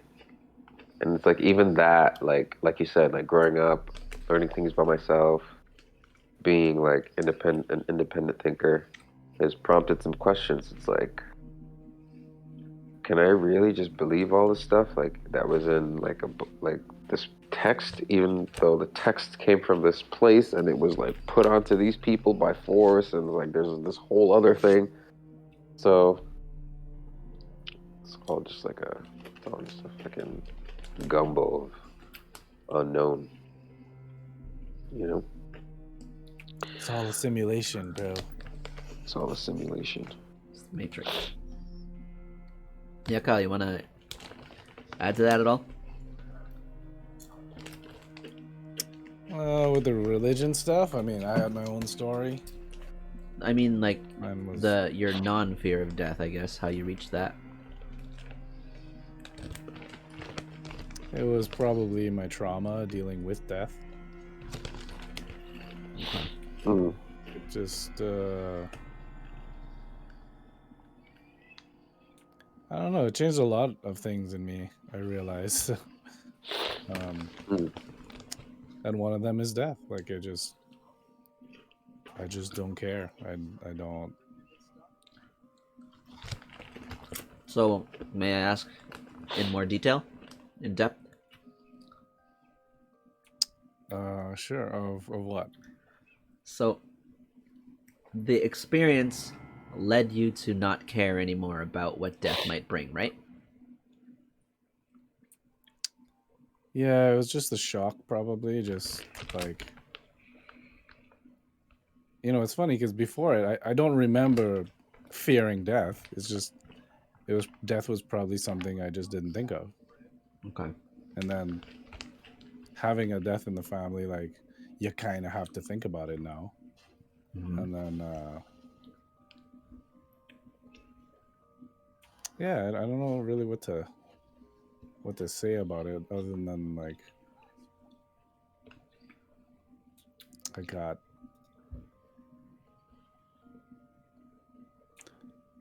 just like fear. I was desensitized to fear, and I'm also desensitized to death. I'm desensitized to, one can say I'm probably desensitized to some other things too, like positive things as well. Yeah. Like ambition. I don't seem to have much of that.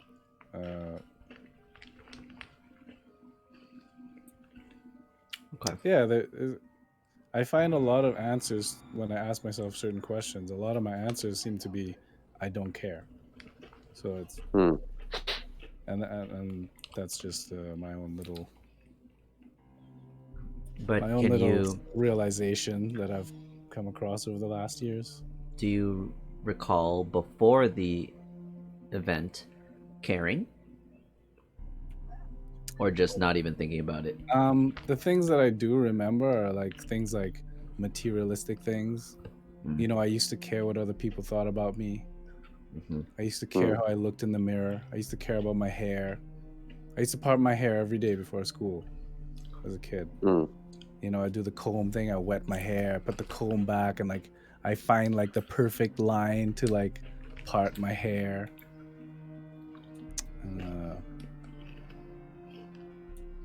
Yeah, it just went from that to like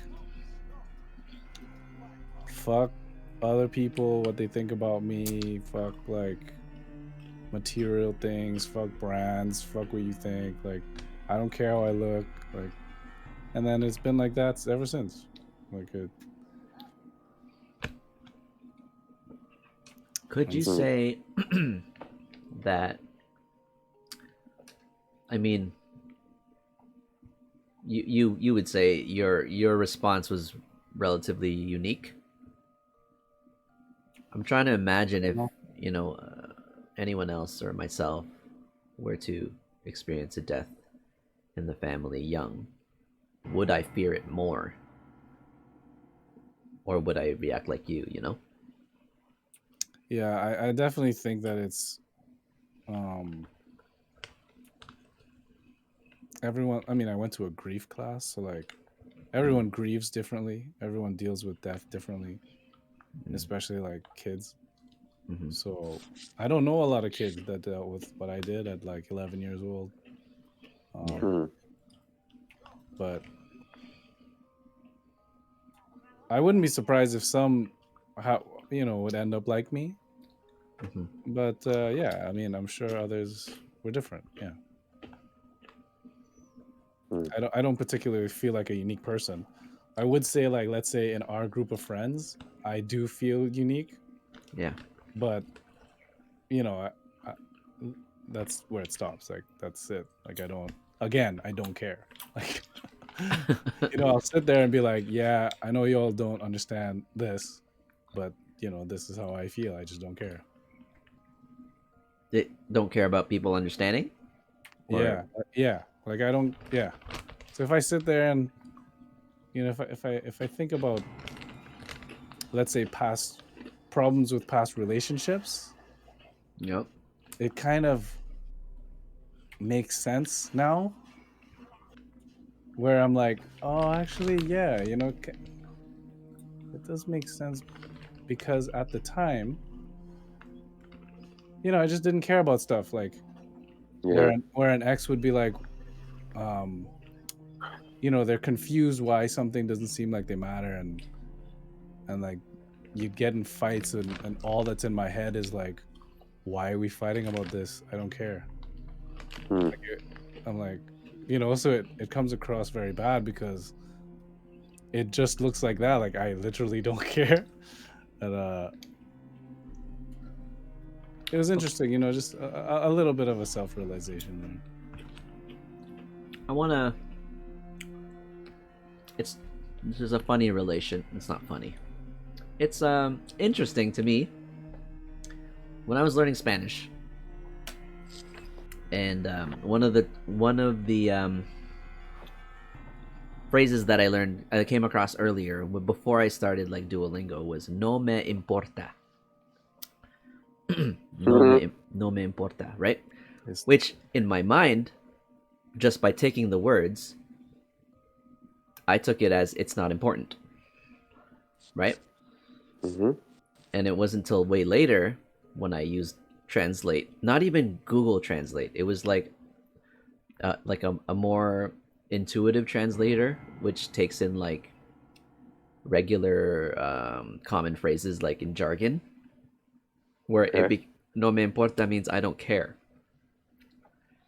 So it's not important versus I don't care. Do you think there's a difference? Oh, for sure. There is a difference, right? There is, right? Yeah, so for sure. So I wonder if, Kyle, when you say I don't care, is it more the lines of it's not important? Or is it literally like you don't care? Like it's not something you want to take participation in, That's an interesting question.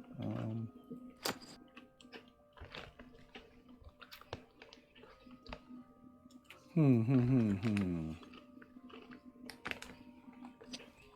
it would Like, let's say depend. if you go back to a fight in a relationship. Yeah. Like, honestly, obviously, I care about the person. Mm-hmm. I care about their feelings. Mm-hmm. But the issue at hand, I really did not care about. Yeah. Yeah. Like, it meant nothing to me. It was more like I'm sitting there being like, why are we arguing about this? I don't get it.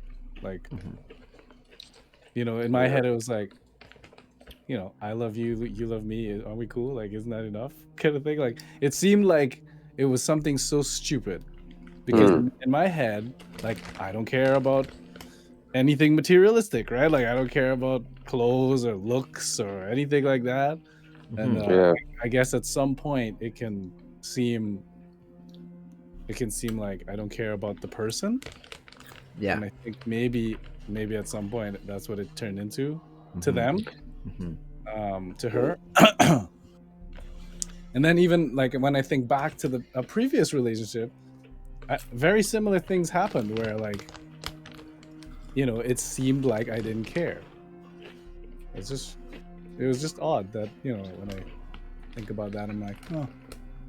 Yeah, when you ask that question, FJ, and I think about what Kyle said, I think for him, like, I don't know what that trauma was, but I think from what I'm determining, like after that trauma, it would be the things that you deem as not important that you don't care about, because it's like, like this important thing happened, so like all this other shit, just like Isn't important. it now becomes evident that it just pales in comparison. That's just what I'm guessing. So, Right. Well, yeah. I thought you knew, but I Oh, No. Dej. I'm like, Maybe not Dej. so my sister died when I was like 12. Oh shit! Damn. So I Sorry to hear that, man. moved to Canada at 11, and the next year my sister died. So it was very traumatic because I'm still new to the country.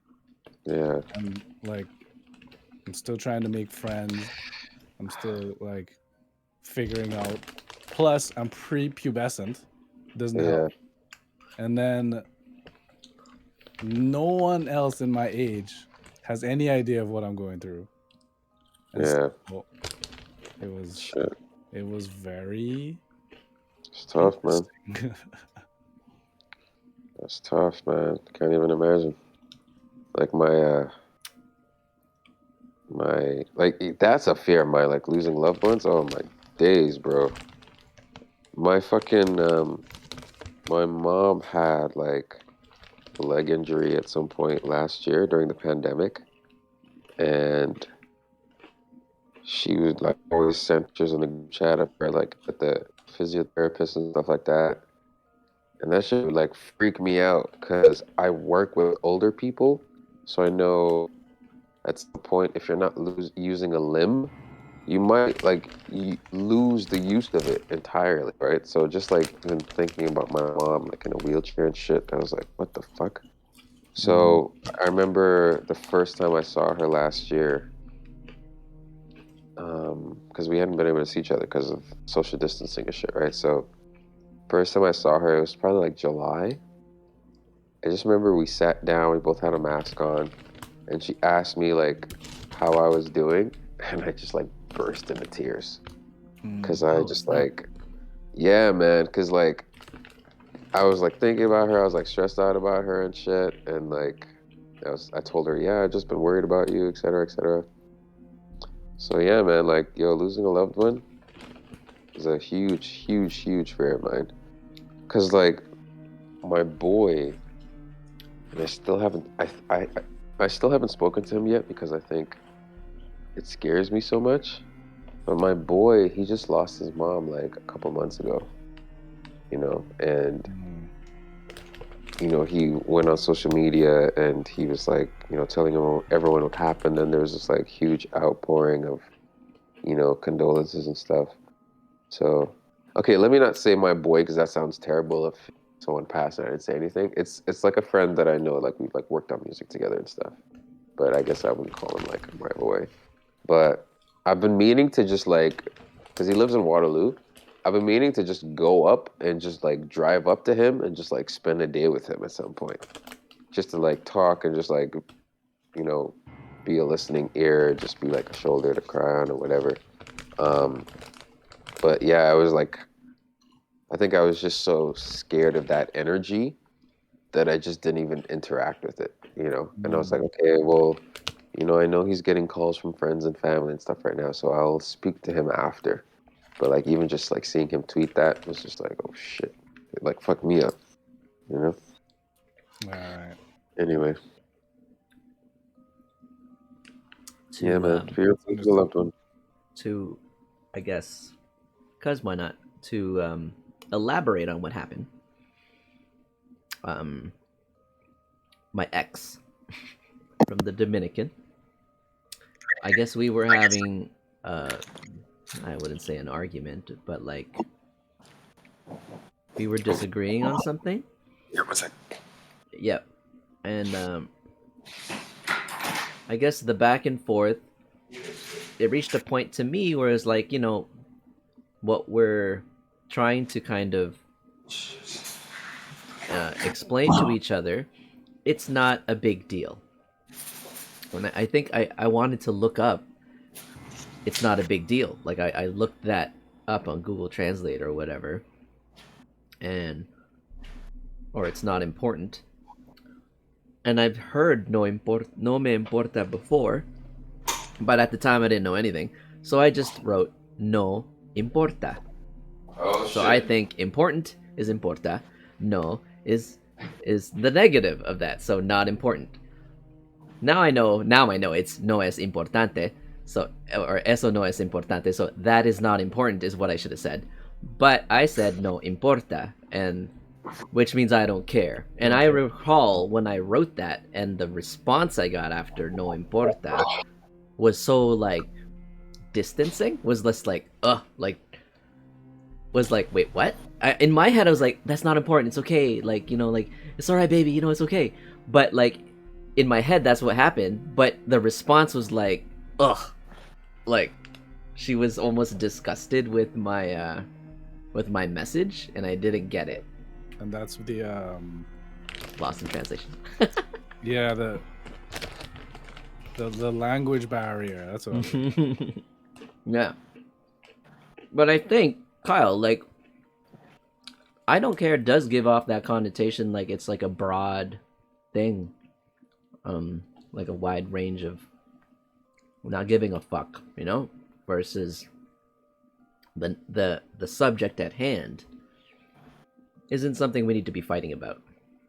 Just it means the same thing, but it doesn't, you know? Yeah, I mean, it was something that obviously in another relationship, I'll definitely be more clear about, you know, about what I feel. Like, let's take your hair. You used to part it at a specific location, comb it, wet it, slick it, whatever. Yeah. And now you'll say you don't care. But that's not true, because you still cut your hair. You know, you still... Yeah, because I long hair pisses me off.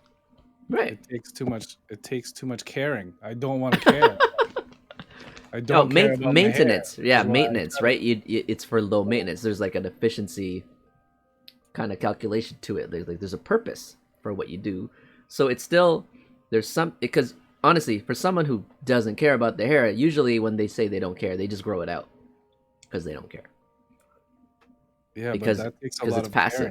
caring. But it's passive. Like, well, what takes a lot of caring? I- Washing it and stuff. Like, I am efficiency person. Like, it's way more efficient to cut your hair.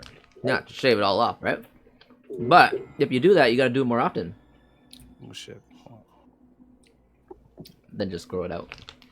Anyway, degrees of involvement, I suppose.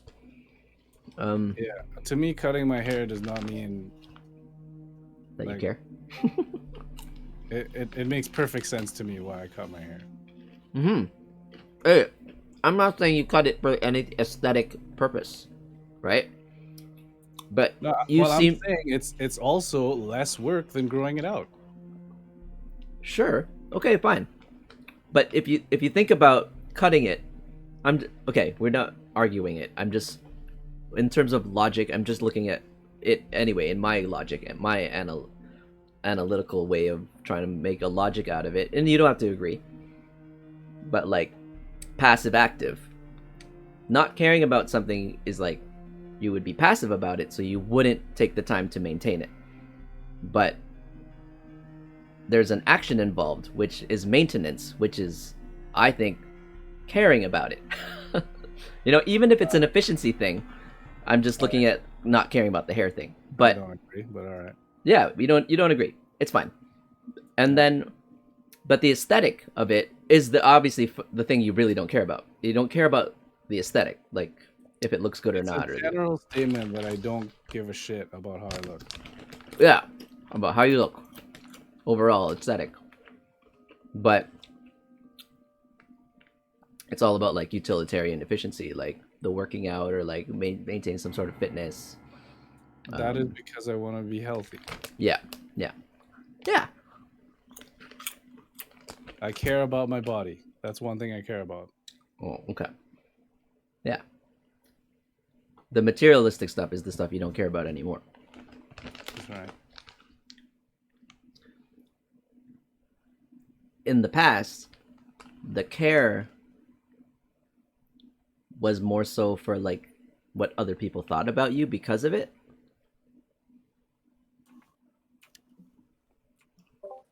Yeah. Weird. I used to want to impress everybody.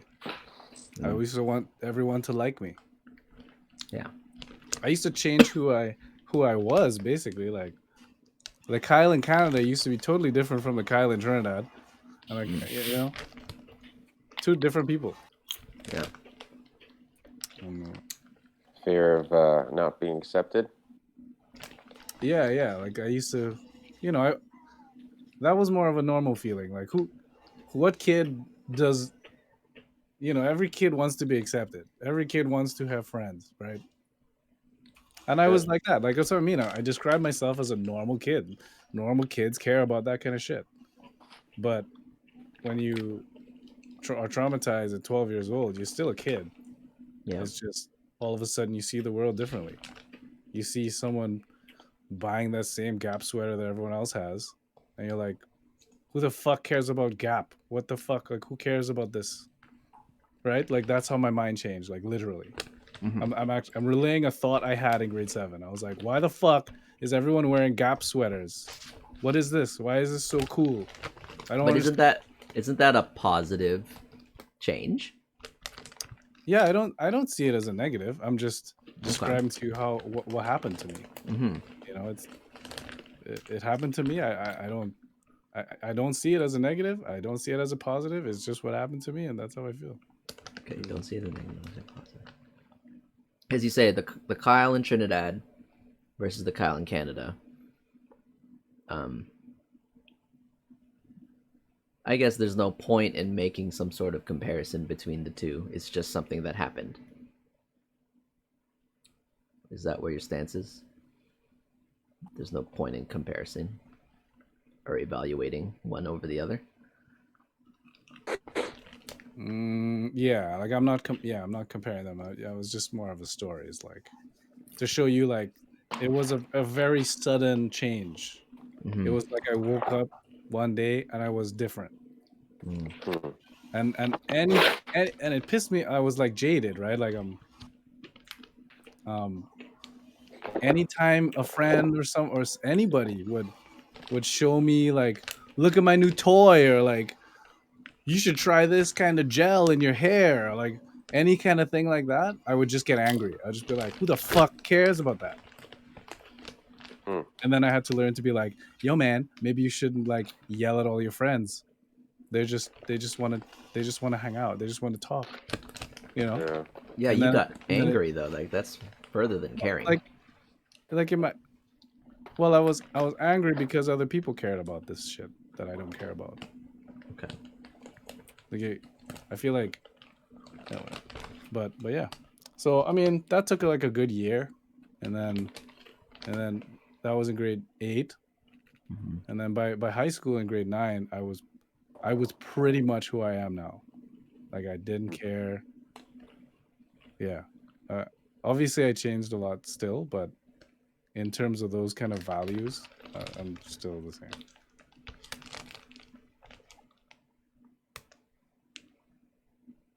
Death. I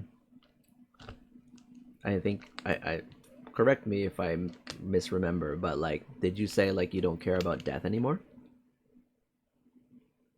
Yeah, yeah. Like I don't fear death. Right. I just would rather die after my parents die. That's all. Do you fear how you may die? No. Like I imagine like so many different ways of dying. Yeah. And I always feel like I'd be pretty chill in everyone. Except maybe drowning. That seems very uncomfortable. Yeah. I like that. I could be completely conscious, being like, I'm drowning. And then it's just painful because like you're inhaling the water and then you just start choking and then you're just like, this sucks. And then I don't know as I'm imagining how it's gonna be. You know, I picture it sucks. Yeah, like thinking about water filling up your body. It's just your lungs, right? That's it. Yeah. Really. Well, yeah, because we don't really equate water as we think it's peaceful, pure, like revitalizing when we're drinking it, but to have that kill you, versus let's say falling in a volcano.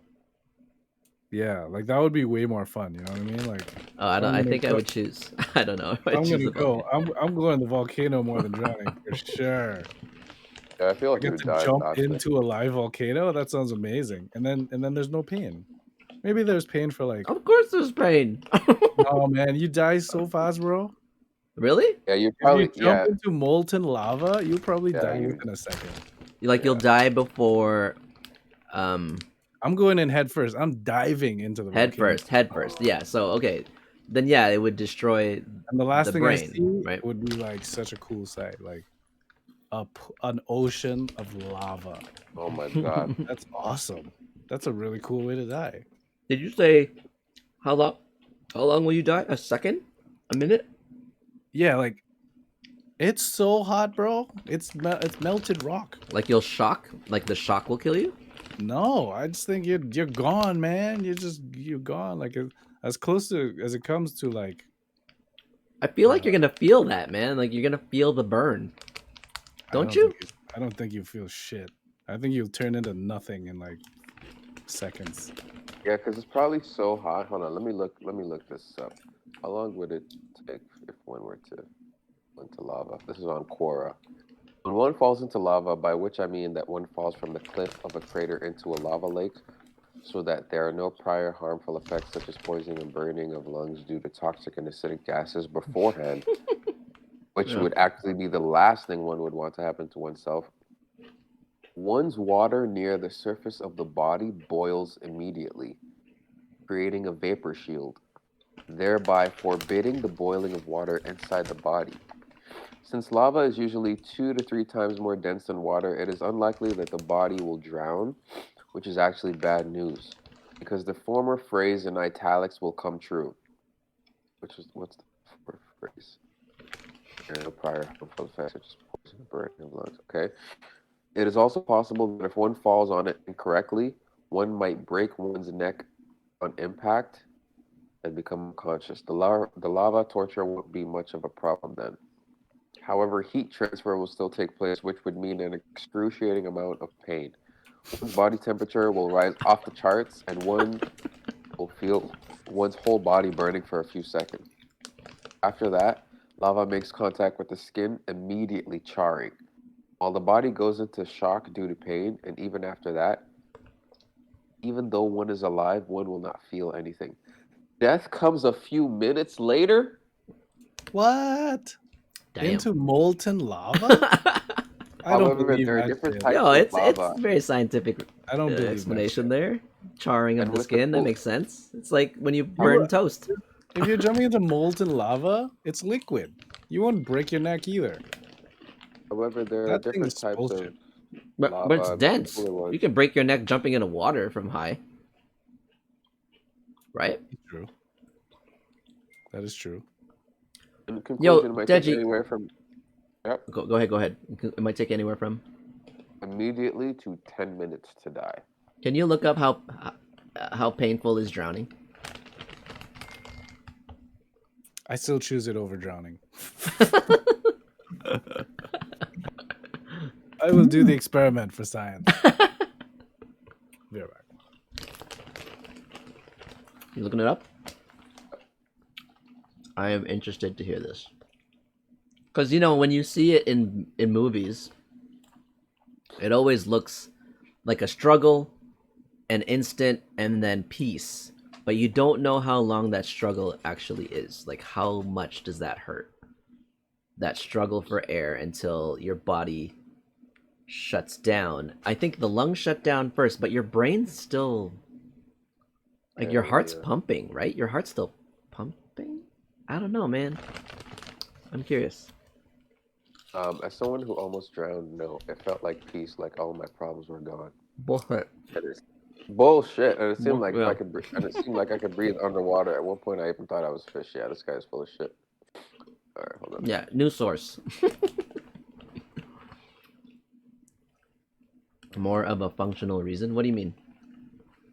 I don't know if you typed that a while ago. My bad. Oh, do I have my chat up in here?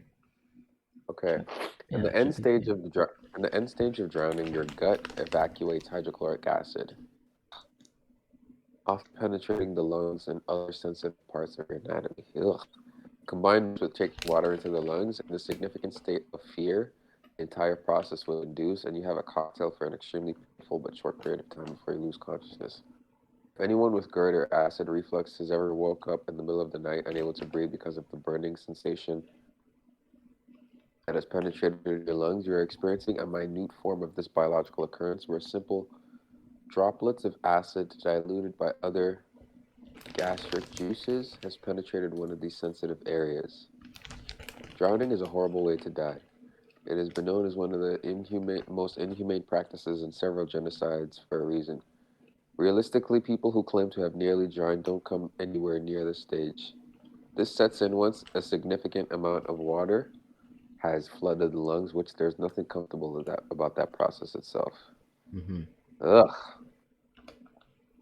Yeah, I imagine Way it's worse than lava. way painful. Way worse than lava. Well, that's the thing, right? Consensus. Lava's like you're like you feel the burn all around the body instantly, and then they said charred, which then apparently prevents the water from inside the body to boil. So you're numbed from the shock. So you might be alive, but you're numbed from the shock. But yeah, I think drowning hurts. Drowning's gotta Lava hurt for flow. like, huh? Lava flow is usually about 700 to 1250 degrees Celsius. Okay. Bro, you can't last that long. I don't know. 10 minutes of being alive in that? Fuck. Yeah, right. Fuck that. Yeah, right. I don't think you can do it. You're just you're dead. You're dead. I don't believe that 10-minute article. Wait, what was the temperature again? 700 to 1250 degrees Celsius. Celsius, yeah. Fuck that. 2000 degrees Fahrenheit. That's way higher than broil in an oven. Huh. And it gets pretty hot in there. Mm-hmm. Funnest way to die has got to be jumping off a plane. Come on. Funnest way? And then Jumping you off a bounce. plane. Yeah. Yeah. Well, no, hey, not to be I'll go dark into the here. ocean. I'll go into the ocean so some fish can eat me. Jumping up a really tall building. Is that equivalent? I guess it's a little bit me, no. shorter than jumping out of a plane. No, plane. In fact, I would do the one, you know, the Red Bull guy who was at the tip At the of stratosphere or whatever, yeah. Yeah, give me that. And then it. Oh wait, no. He almost knocked out, didn't he? No, I don't want that one because he actually experienced Jeez. like re-entry when it gets hot, like as you're re-entering the atmosphere. And then he burns. Like that's why you had to get in that crazy suit. So maybe I wouldn't want to do it that high, but something awesome like that where it would feel something akin to flying. Yeah, man. Yeah, flying like like a flying squirrel kind of flying. Yeah. What about getting released into space? Oh, Well, that one's for sure instant, right? Like implosion or Yeah, explosion? isn't like the pressure, like your head explodes or something. Yeah. oh, I'm about to pop this one. It says, if you were to fall, one second. If you were falling into a bottomless pit, what would you die from first? Probably a heart attack. I think some people would argue a heart attack. The only possible way a pit on Earth could be true bottomless is if it went all the way through the Earth. Thus, you would find yourself dead from pressure as you oscillated into a shrinking cycle through the center up the other side.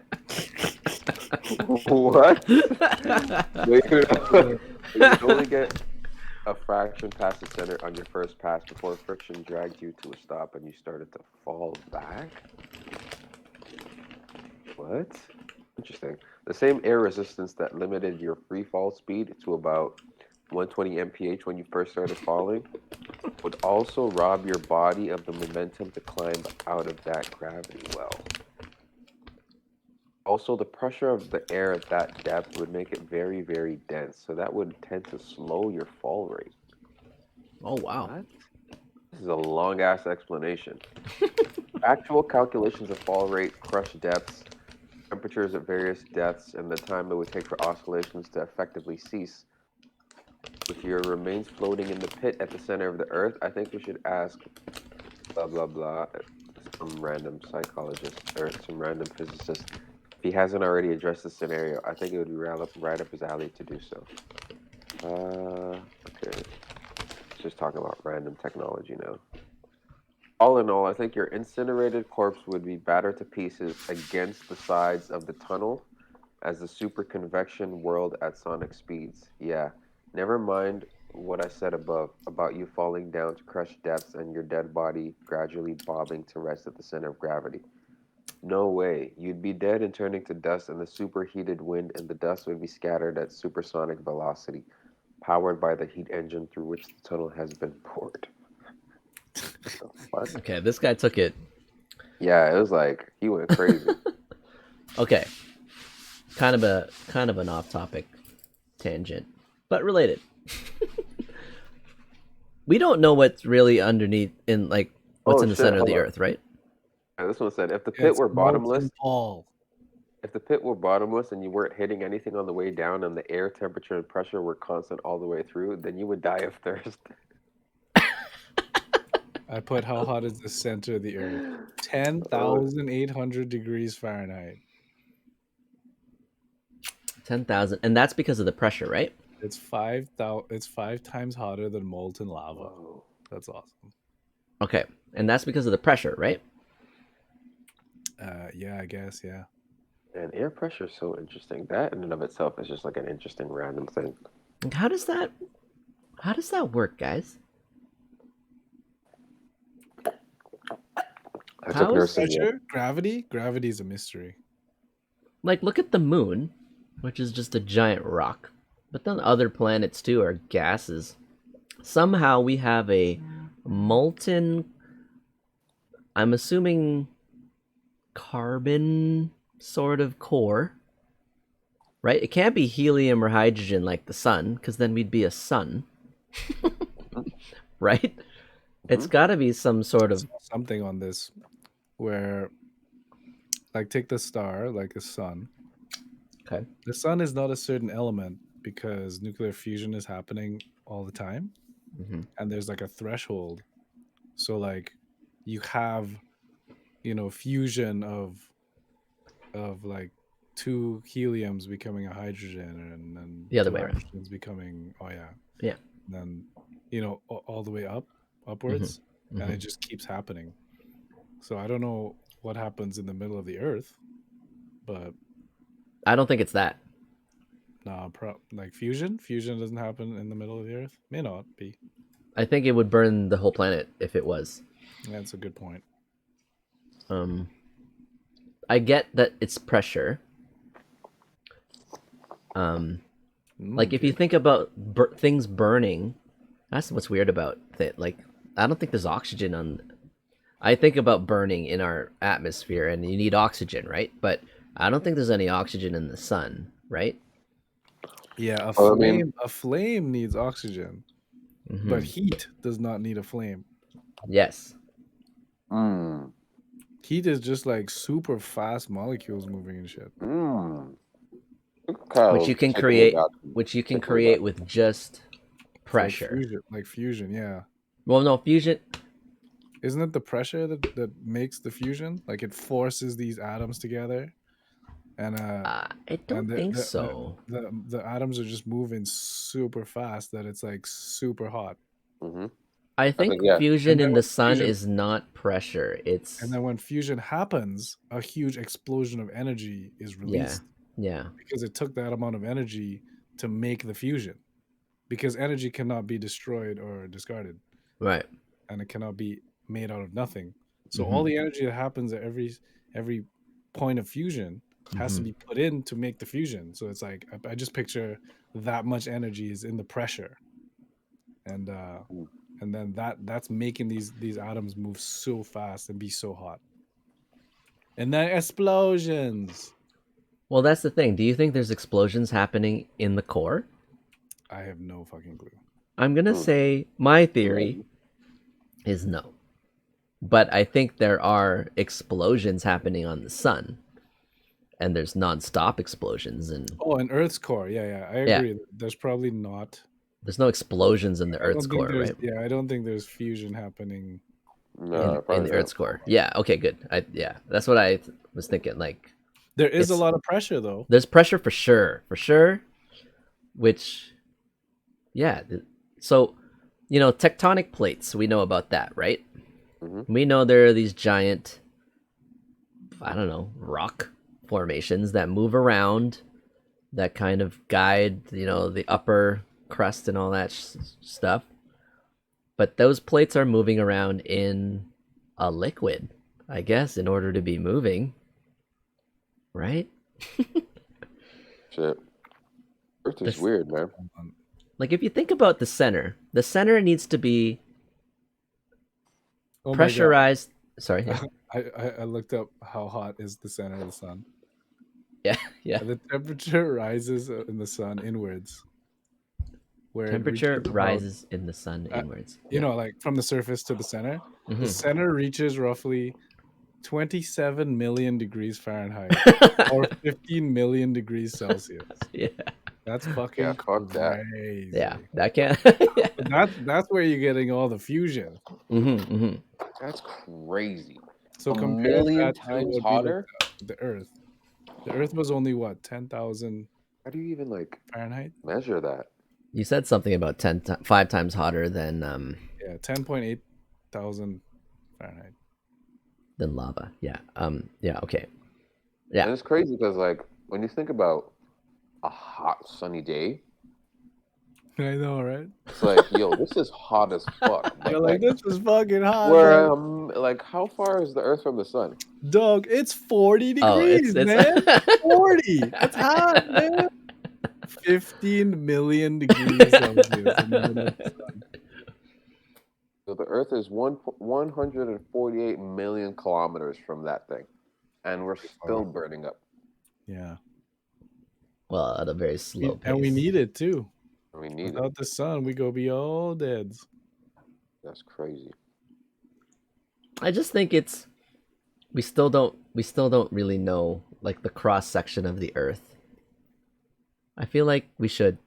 I feel the theories are pretty accurate. I feel because we have dug pretty far, a molten core. We've experienced. We know volcanoes We Yeah. know tectonic plates are real, Mm-hmm.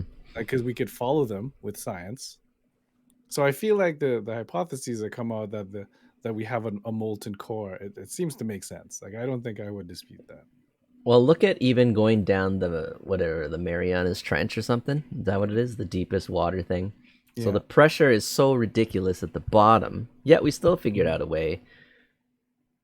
You know, we can see. We can see down there now. Mm-hmm. Land. If we were to dig through land, well, it still doesn't. Would it still make more sense to be digging from the Marianas Trench because there's less land to dig? Like you just No, because you have to deal with the water. right. I would But much if you rather- dig through the land, like you just won't even get as deep as the Marianas Trench. it's true because like the trench under sea level is deeper than the highest point of the highest mountain above sea level, Mm-hmm. Mm-hmm. which is cool. That's a lot of digging. It is a lot of digging. Like there's no point to it, but I still think the theories make sense. Do you remember that movie? Was it called The Core? Journey to the center of the earth? No. I think that one I was think I remember it. The Core was like there was like unexplained earthquakes and like climate change in the earth, and it was due to some sort of like anomaly in the earth's core. So then they created these drilling trains Yeah, I remember those. that would allow them to get down to the core, and they were going and it was made of a material that gets harder as it got hotter and pressurized, and that's how they managed to get down there. And so there was like basically the plan was they were gonna set off some nuke in the core to get the tectonic plates to move again because something stopped them from moving, which started creating all these anomalies at the surface. So then they go down at the bottom. They use the sea, and then from the sea they dug into the ground, and then they keep digging, and just got more and more powerful. The material, and they reached a point where it was like crystallized. Remember, there were like these Yeah, the giant diamonds and crystals, shit. diamonds, but it was air in between the crystals. Do you remember that? They were like falling. They were falling through yeah. air with crystals flying about. Yeah, I think I And remember then the core itself was lava. Like it was like lava, right? Wasn't it? Anyway,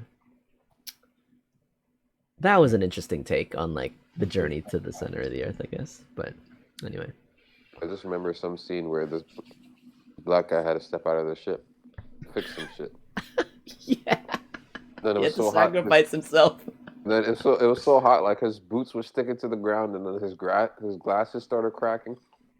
I was like, "Oh, this guy ain't gonna make it."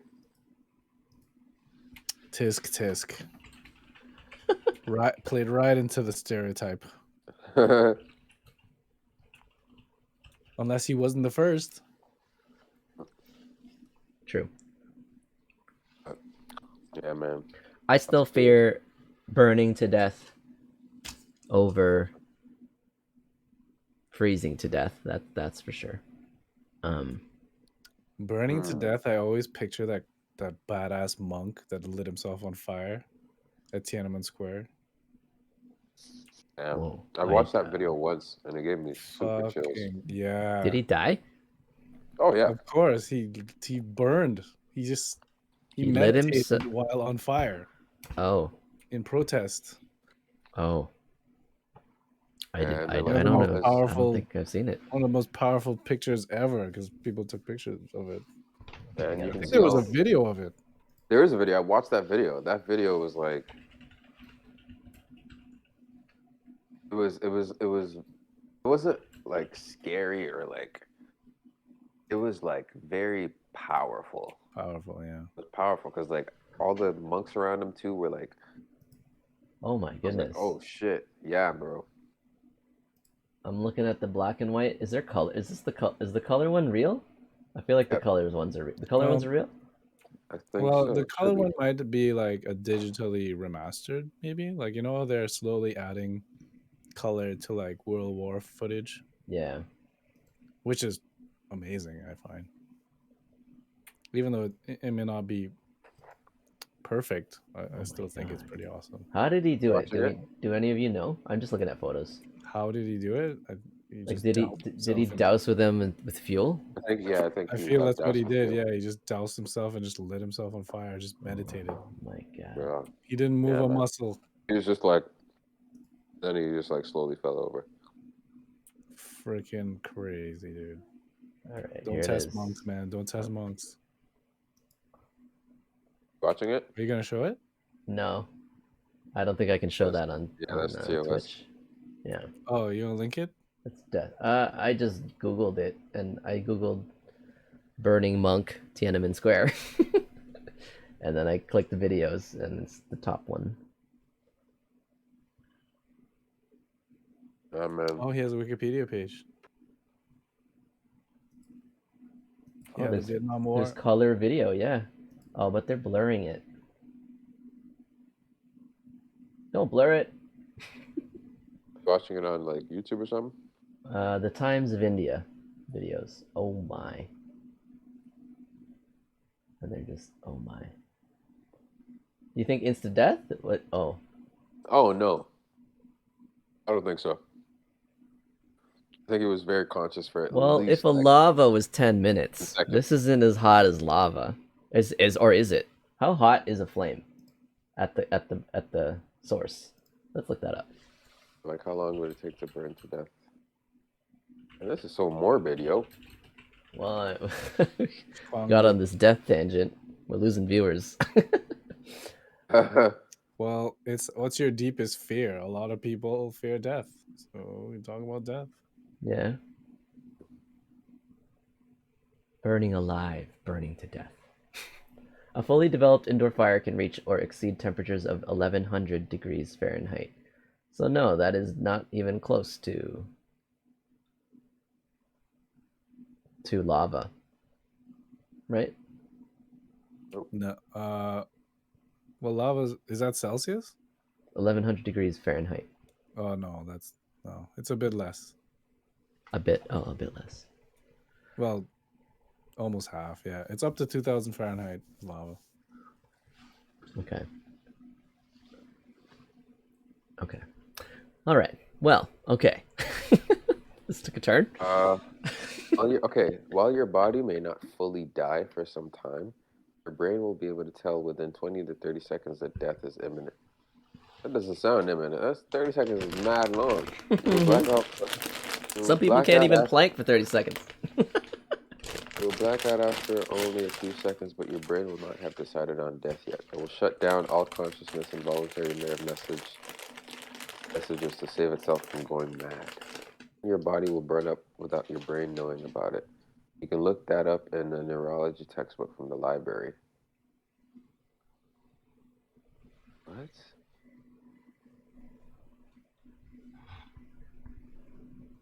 After recovering from my death, I couldn't remember anything from a few months before. All of that was still in my short memory, so that was gone. What?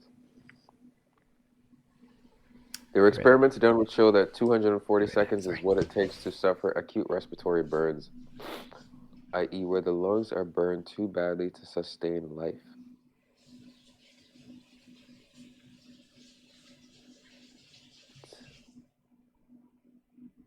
Being dropped into boiling water at 100 degrees Celsius could kill almost instantly through shock. Man, this is all very morbid. Found like an article on like all the different ways to die. Yeah, it's you know Quora? No, what's that?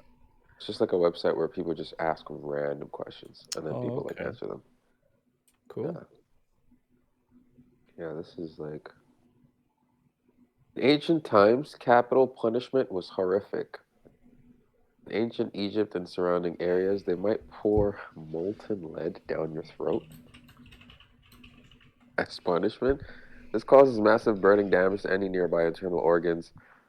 You could live for several minutes depending on the amount poured. Yeah, I'm not with any of this, bro. then you think about all the medieval methods that like people had implemented to like kill people, burning at the stake and impalement, and then being The sawed in Iron half. Maiden. What's the Iron Maiden again? Is that the one over your face? Oh, no, that's Just a the tomb Coffin. thing. giant metal It's like a tomb coffin that with spikes in it. you can either heat it up under fire or toss it in the ocean and drown. Nah, bro. Or spikes. I think there's spikes in it too. Something like that. Yeah, Mike says the bull, the brazen bull. Brazen bull. Yeah. That'd be one of the worst ones I can think of is like being stretched. Stretched. You just fucking. Just slow. Oh, true. Oh my god, bro. What? But would Just you being die? ripped apart? I mean, you would die eventually with like blood loss I if don't you think you get would ripped die. apart. Torturing device. Yeah. So Yeah, I you're don't not think meant you to would die even. fast. Right. You're meant to Yeah, die you just- slowly and in oh. as much pain as possible. Being stretched out? What the fuck? Yeah, like there's this nasty anime or manga like Berserk, Mm. and it's set in medieval times, and Oh, they'll show man. you scenes from a torture chamber, and it'll be like the person's like naked with it being stretched in 4 different directions from the 4 Oh, limbs, what? but you're also on like a big looking like pyramid spike thing, and you're like sitting on that. Oh, yeah. I remember that thing. So while you're being stretched, you're being Wait, what? impaled from the bottom. What? There's like. What's it There's this called? contraption. I don't Yeah. know what it's called. If you watch this video, it's called 10 Worst Medieval Torture Methods.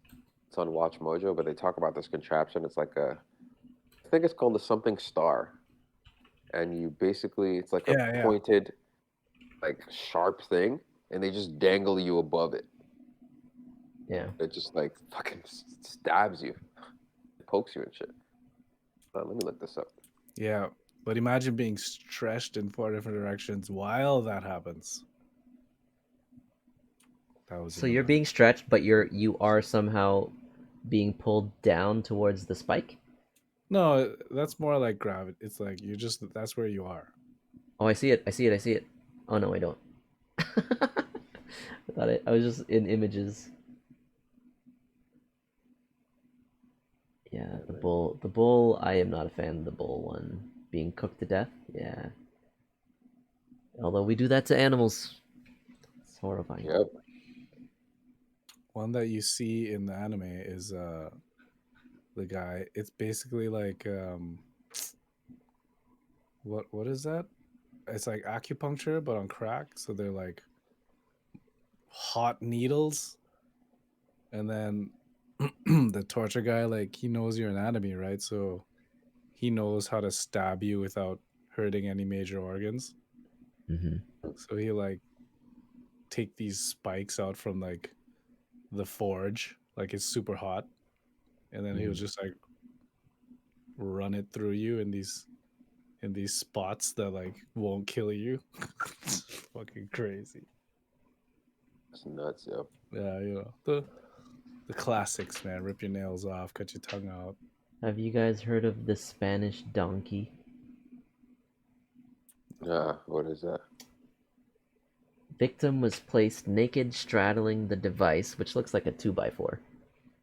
Oh, I think I'm Varying, literally looking at a picture of it right now. varying amounts of weight attached to the person's feet Legs? Yep. would pull them downward, often splitting their bodies in half. Oh, Good grief. Oh my god. bro, what? Oh my god. Back to our previous topic. The world was way more evil back then. Yeah, you guys heard of Vlad the Impaler? Mhm. Yes. Yeah, he's pretty famous, infamous. Yeah, he was fucking. Where's he from? Russia? Yeah, I want to say Russia. Let's look it up. Yeah, man. Vladimir. Yeah, man. He got the whole impaling thing. Commonly known as Vlad the Impaler or Vlad Dracula. Yeah. 3 times between. He is often considered one of the most important rulers in Wallachian history and national hero of Romania. Romanian. Yep. That dude he was about it. So, like, with impaling, like how that all works. What? How? Explain. So basically, they stick a fucking pike through your anus, and they just sit you on top. They just sit you on top of it, Yeah. and so you slowly just fall down that shit. And like because of gravity, it just like Yeah. just goes through your body. Some people would end up being impaled with the fucking thing, and it would end up coming out of their mouth and shit. Yo. Yeah. Nope. Yeah, that's crazy. Oh my Human god. beings are OD, yo. Yeah. Like why? Like why? The Why? gore of that. Yeah. People just messed up, man. Now, would you say we've steered away from that because we're civilized? Is that what it is? I think for the most part. It's a function of being civilized. For the most part, yeah. Yep. Well, if the only way you could get away with it is if you were a tyrant, if you were a ruler. In any democracy, if you're like, hey, you know what we should do, guys? We should stick them on this pike from their ass, and they'll slowly die. Everyone else will be like, what the fuck? Kill this crazy motherfucker. We'll put him in charge. That's true. Dictatorships that would fly, but yeah, maybe Not not. in the regular world. Not in the regular world. I tell you, man, true communism just doesn't exist. But true communism would be ideal. You think so? Yeah, I'm a Where do you say that? Marxist. Huh? Why do you say that? I say that because everyone gets the same thing. What kind of life is that, though? That's what we're trying to do with democracy and equal rights and equal opportunity. Everyone should Communism get the same, is the perfection of that. everyone should get the same opportunity. I don't think everyone should get the same things. Well, if everyone got the same, let's say, shelter, food, education, you don't think everyone should get those things?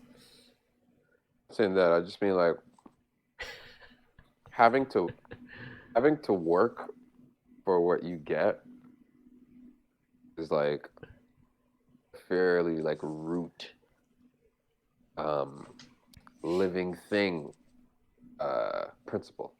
It's not even a people thing or an animal thing.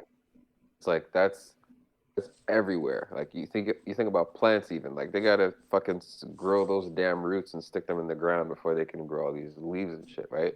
Like you gotta put in a certain amount of work to get something. So everyone should have the ability to be able to put in that amount of work and get what they can get out of it. I think people not having that is the root cause of all the inequality that happens.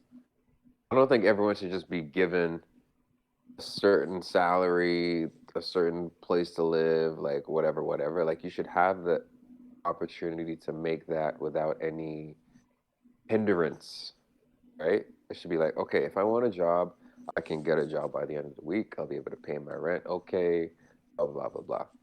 It's not like, okay, we're giving you a job when you get born and this is where you're going to live. And you don't have to worry about all that. Oh yeah, guys, I'm reading more into communism, and I think my idea of it was not correct. Yeah. I think, okay, so I do think that like universal kind of access to shelter, education, and food is cool. But yeah, I didn't realize that in communism, no one would strive to rise above others. Oh no, I didn't know that. I I think you're thought you, thinking of I socialism. but you could still have like different like jobs, right? Like you're still gonna need a scientist and a doctor versus a farmer and a, I don't know, you know, other things. um, but at the end of the day, my view on communism just it would just take the production of the country or whatever, and it would be divided equally so that all would like still, you know, not just function, but like it would elevate everyone in the same kind of a thing. But you could still strive to do more, to achieve more and be better than others. Not that, but not for wealth, but just so you could, your motivation and your strive would further your country, would further everyone, not just you. I Basic think just needs, yeah. having the ability to do that is like, because okay, when you talk about all these assigned roles that are supposed to elevate society, I'm thinking of like engineers and scientists and doctors and stuff like that. Okay, how do we become a scientist or an engineer? You got to go to school. You got to pay tuition. Some people aren't able to get into certain schools or pay certain fees. So it's like I would agree in a scenario where everyone gets to go to like school to learn what they want to learn. Mm-hmm. Like your school is like paid for. Like if that's a part of communism, socialism, whatever, then that makes sense. But just like determining, okay, you're going to be a scientist because we need it for society. You're going to be a doctor because we need it for society. You're going to be a teacher. Yeah. Okay. Yeah, that's But I not think cool. you're thinking of socialism. But then everyone's just gonna want to be a Twitch streamer, though. Everyone already wants to be a Twitch streamer. Everyone's just gonna want to be an influencer, entrepreneur, investor. That's happening. It's actually happening already. Because like, but who's gonna do the work? Look at it's another discussion. That's okay. So you look at like number of percentages of people that want to do like social media related careers now. That's way up. Yeah, right? Because they think it's easy. That's going to happen regardless. But then, like you mentioned, who's going to do the real work? A lot of this real work stuff is now being like automated too. It's like, as there's that element, Dude, when's the last time you saw a cashier? I mean, you see cashiers, but yeah, man, like that's a dying industry. Yeah, soon there's waitresses are gonna be gone. I'm for it though. Like, are we trying to protect minimum wage jobs? Like, when they're trying to say raise the minimum wage, well, if you're gonna raise the minimum wage, then you could elevate the minimum wage job too. It doesn't. You can eliminate what the current minimum wage job is with automation, right? But do we want to do that? Like those why not? minimum wage jobs are important to people. Important to certain people. But if it's something that technology can replace, those people could be doing other things. What are they going to be doing though? Like the next level of minimum wage jobs, or they could strive to do more. You know what I'm saying? That's an idealistic hope of people. People are going to want to just do the minimum, the bare minimum. When's the last time you wanted to do more than the minimum? Because I know that's not very often. For me, I'm saying. Oh, I got to do more than the minimum effort? Oh, God. Are you that? Minimum effort, maximum efficiency? Sorry? Are you about that? Yes. Minimum effort, maximum efficiency? Yeah. But what if it's maximum effort and ultimate production? When you gauge everything as it happens. Because so with maximum efficiency, it means you stop your production at as soon as it's diminishing returns. You don't push for that extra production because it's by its efficiency not as efficient. Oh shit. What is What is happening, dude? What? Bro. Why? How? What's happening? Oh, whoa, Dude, whoa. what's going on? It's my Eat something? it's my biggest fear. Did you eat What? something? What the hell? What is that stuff? I don't know. I haven't eaten anything. What the Is hell? it a surface thing? Maybe in your sleeve or on your chair? No idea. Bed bugs? Oh god, let's hope it's not Drink big. some. Let's look that up. Drink some Benadryl or something. Have I'm it. gonna look up bed bug bites. Let's just see. Yeah, look that up. Well, it felt more like a rash. Like at first, I thought it was a bite, and then I was Oh, itching. that's it, and then definitely I'm like an allergic reaction. yeah, and then I'm like, wait, there's like a whole bunch of bumps. What is this? Yeah, that's Dude, an look- allergic reaction, bro. But Yeah, look up bed bug bites. to what though? I don't think it's bed bug bites, but just look it up. Because it doesn't look dark enough to be bed bug bites. Yeah, no, it it's looks definitely under the surface. Yeah. it's allergies. It's like the different what are they called? The little puscles are different sizes and shit. Yeah, it looks like fluid buildup under. With bed bug bites, you'd have like a group, like a small grouping. It wouldn't be stretched all over the arm like that. So Damn, weird. son. Yo, not gonna lie, I think I'm gonna call it because I'm kind of late. Yeah, man. I It's hear you. 6. I gotta deal with this thing anyway. Yeah. Okay. Survive, Kyle. Don't die. Jeez. I'm so scared, guys. All right. Well, I mean, that was cool. Just talked about again wild tangents, which is always fun. Thanks for tuning in. We'll see you guys next week. Alright. Same Breck time, same Breck channel. It was fun. Take care, y'all. GG. Thanks, guys, for coming. So, See ya. out. Peace. Oh, I just realized my like horror music stopped a long time ago.